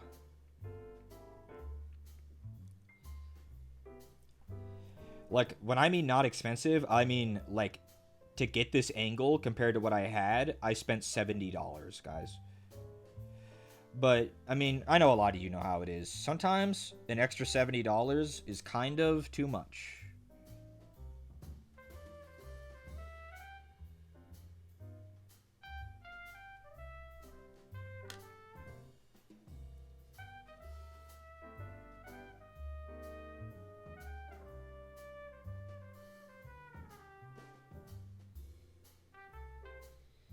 I need to be careful with this one. He's moving around a whole lot.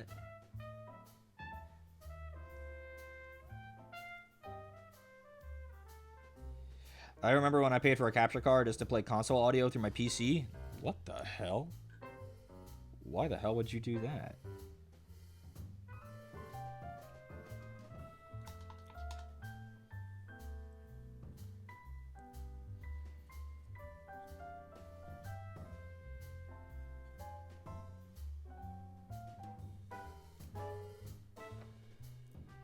Worth every penny? Dang. If you say so.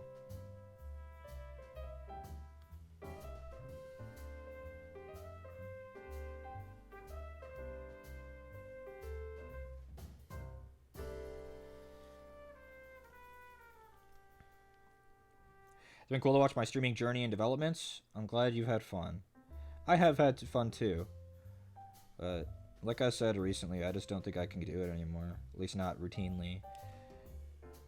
Though, why can't your boy get a call back from thrice damned Starbucks? I have so much relevant experience, years of it.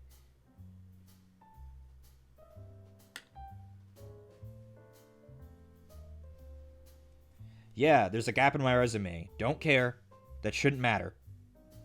Not when I have this much leadership experience in food service, you know?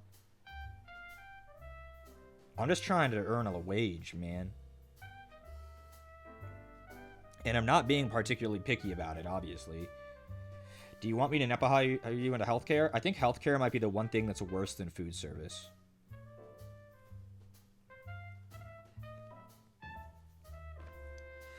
Can't use the old NDA trick? I mean, no one's asked. If they ask, I definitely could.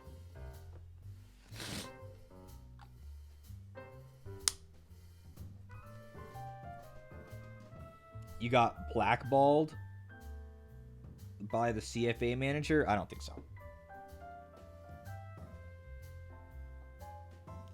Okay, let's do base rims, and then we'll do tufts. Their bases are extra messy, because I did 40 bases all at once when these guys got their peanut butter. So, I'm just going to clean up the edges just a little.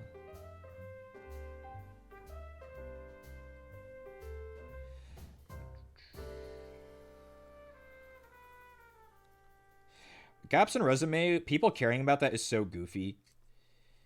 It's like, I didn't want to work. I was trying something else for a bit. I was on my own for a bit, bud. Like, why isn't that good enough? I didn't want to work. And now I need money, so here I am. Like, why? Why?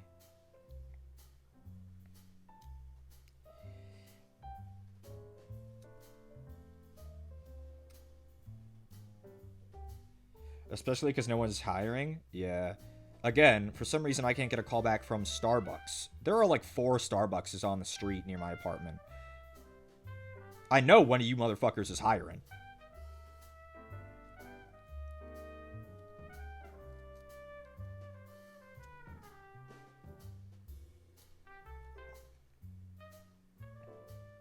You must work 50 years straight as soon as you leave school. Yeah.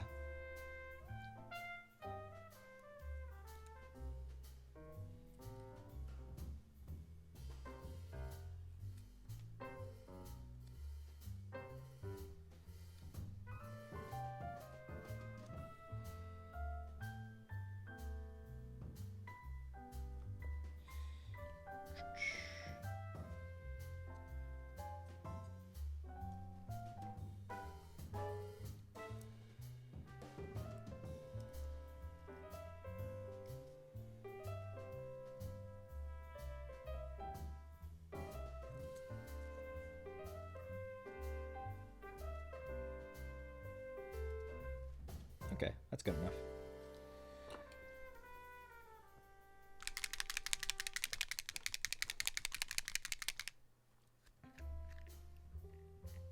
It's fun to open the paint caps that way by spinning the top instead of the bottom. It's like speed running opening a fucking bottle of paint.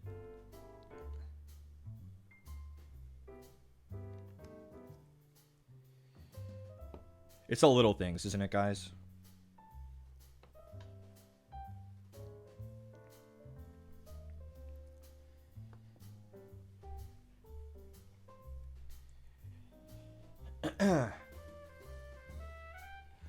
I'm so happy the camera's been behaving. How many times has it gone out of focus when I was trying to be in focus this time, guys? Because I haven't noticed it once. I think the new angle combined with the flat color matte have defeated the focus issues. I do think they have.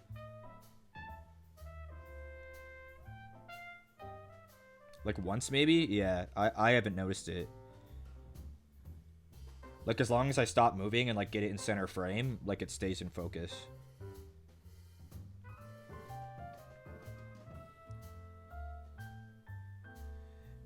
The autofocus seems to be doing well enough now.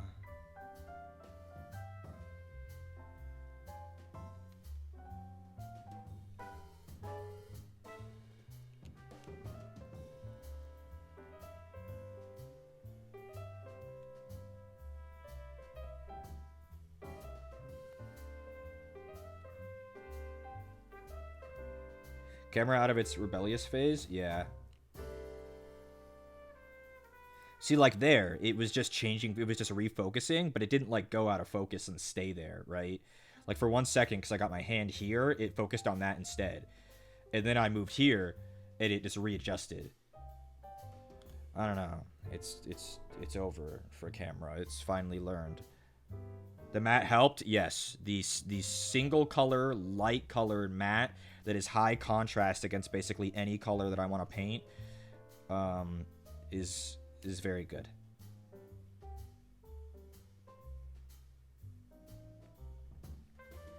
All right, boss. 10:30. Time for sweep. Good night, Tanner.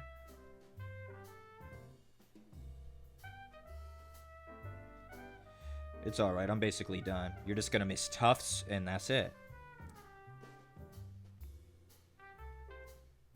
See, like then, right there, it's out of focus because it's focusing on my finger. And that was my fault. And here...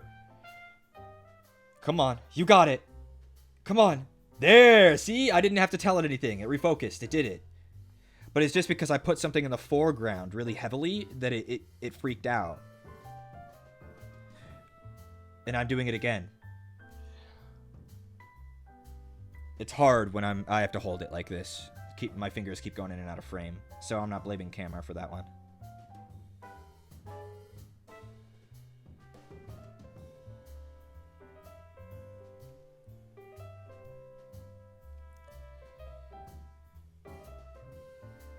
I won't yell camera anymore? I might not. It's really behaved this stream. I think we've had almost entirely good quality camera work today. Like, even if it still went out of focus sometimes, I'd be okay with it. As long as it's majority in focus. And today, it's been vast majority in focus. Like, 95+%. Which is an acceptable level of out of focus.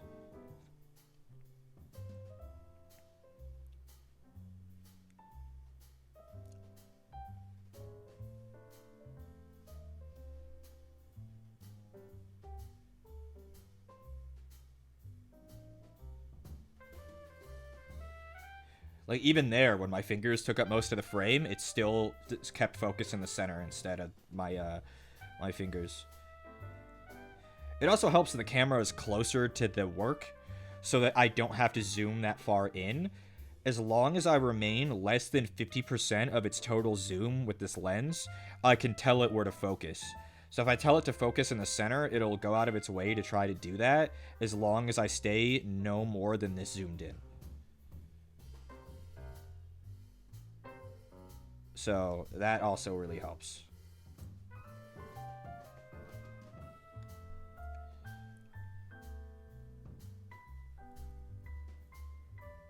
This is as zoomed in as I can go before I have to start only being able to autofocus, though.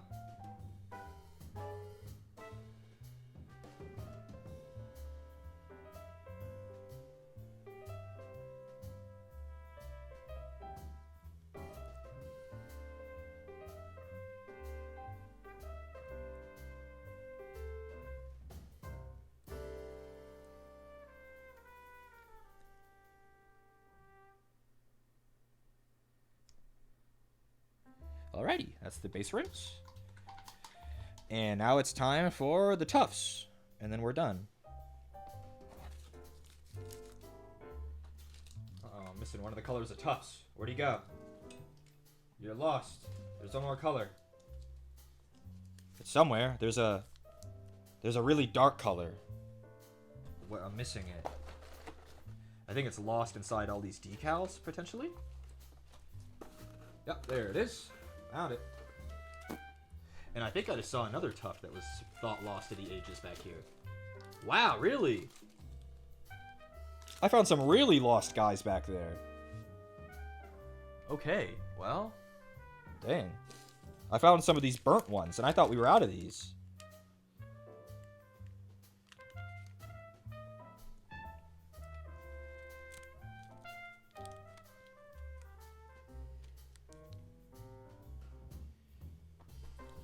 They'll each probably get 2 tufts of varying sizes.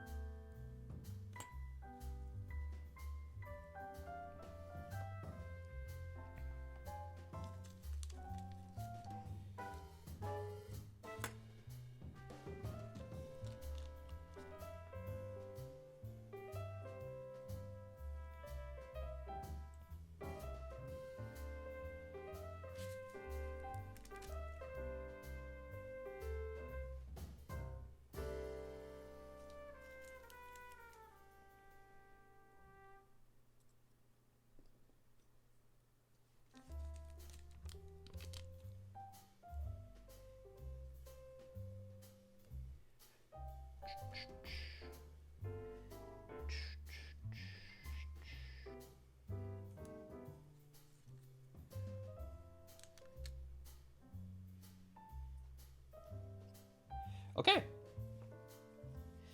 And now, hello, Deaf Hand. You got here just in time, and Pasta Puffin, for us to be done. Because I'm done. Today we did 4 minis, which has been a while since we did that many.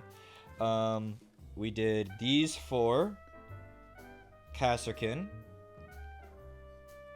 and they fit into the larger squad of Kasrkin that I painted off stream the other day. So now we have all of them, all 10. See?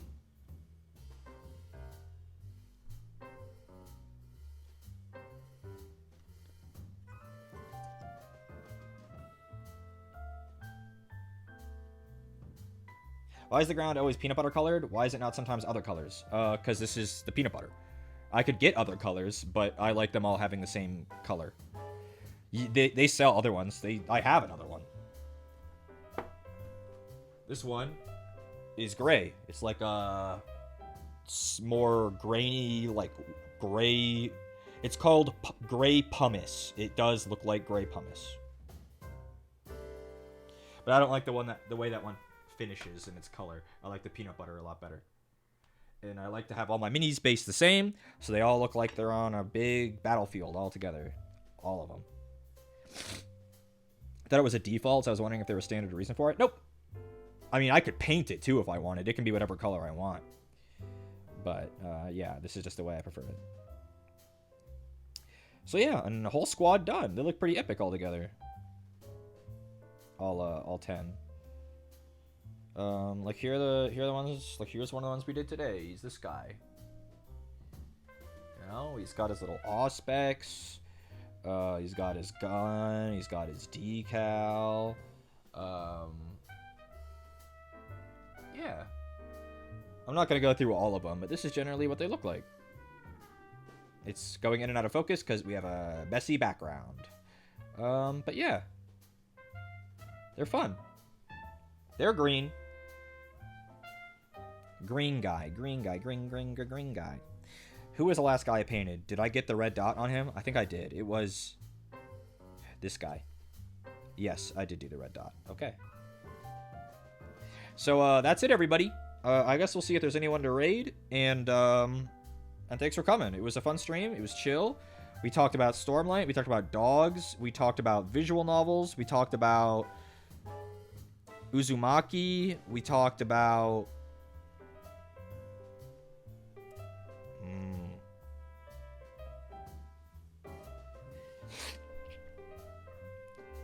What?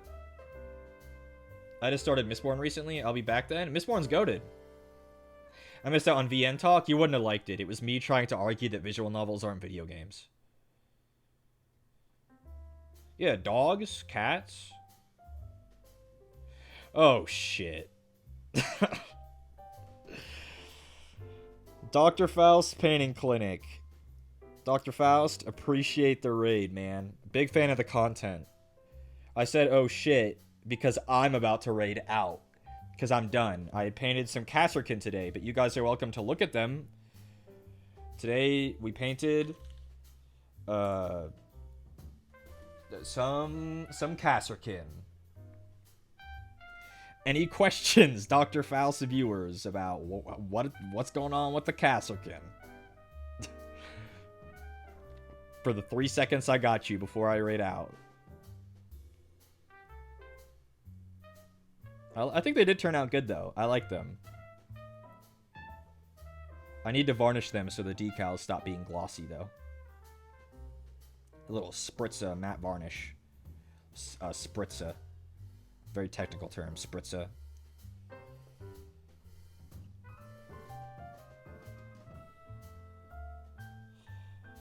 It seems cliche to like the sergeant the best out of the squad, but I think I do like the sergeant the best. I just like his pose. I think the sword's cool. Yeah. The decals came out nice. Spritza? I hardly know her. Yeah. Yeah. The visors show up really blue on camera. They're not as blue in person. They're blue, but not as blue as they look there. I think the plasma came out nice. I think that'll be the way I do plasma from now on. That plasma coil glow works really well. Because you can see how much it's sunk into the recesses, but really left the raised parts white, so they look hot. It looks white hot. Yeah. We're gonna go find a raid. You can look at Uzumaki while we're doing that.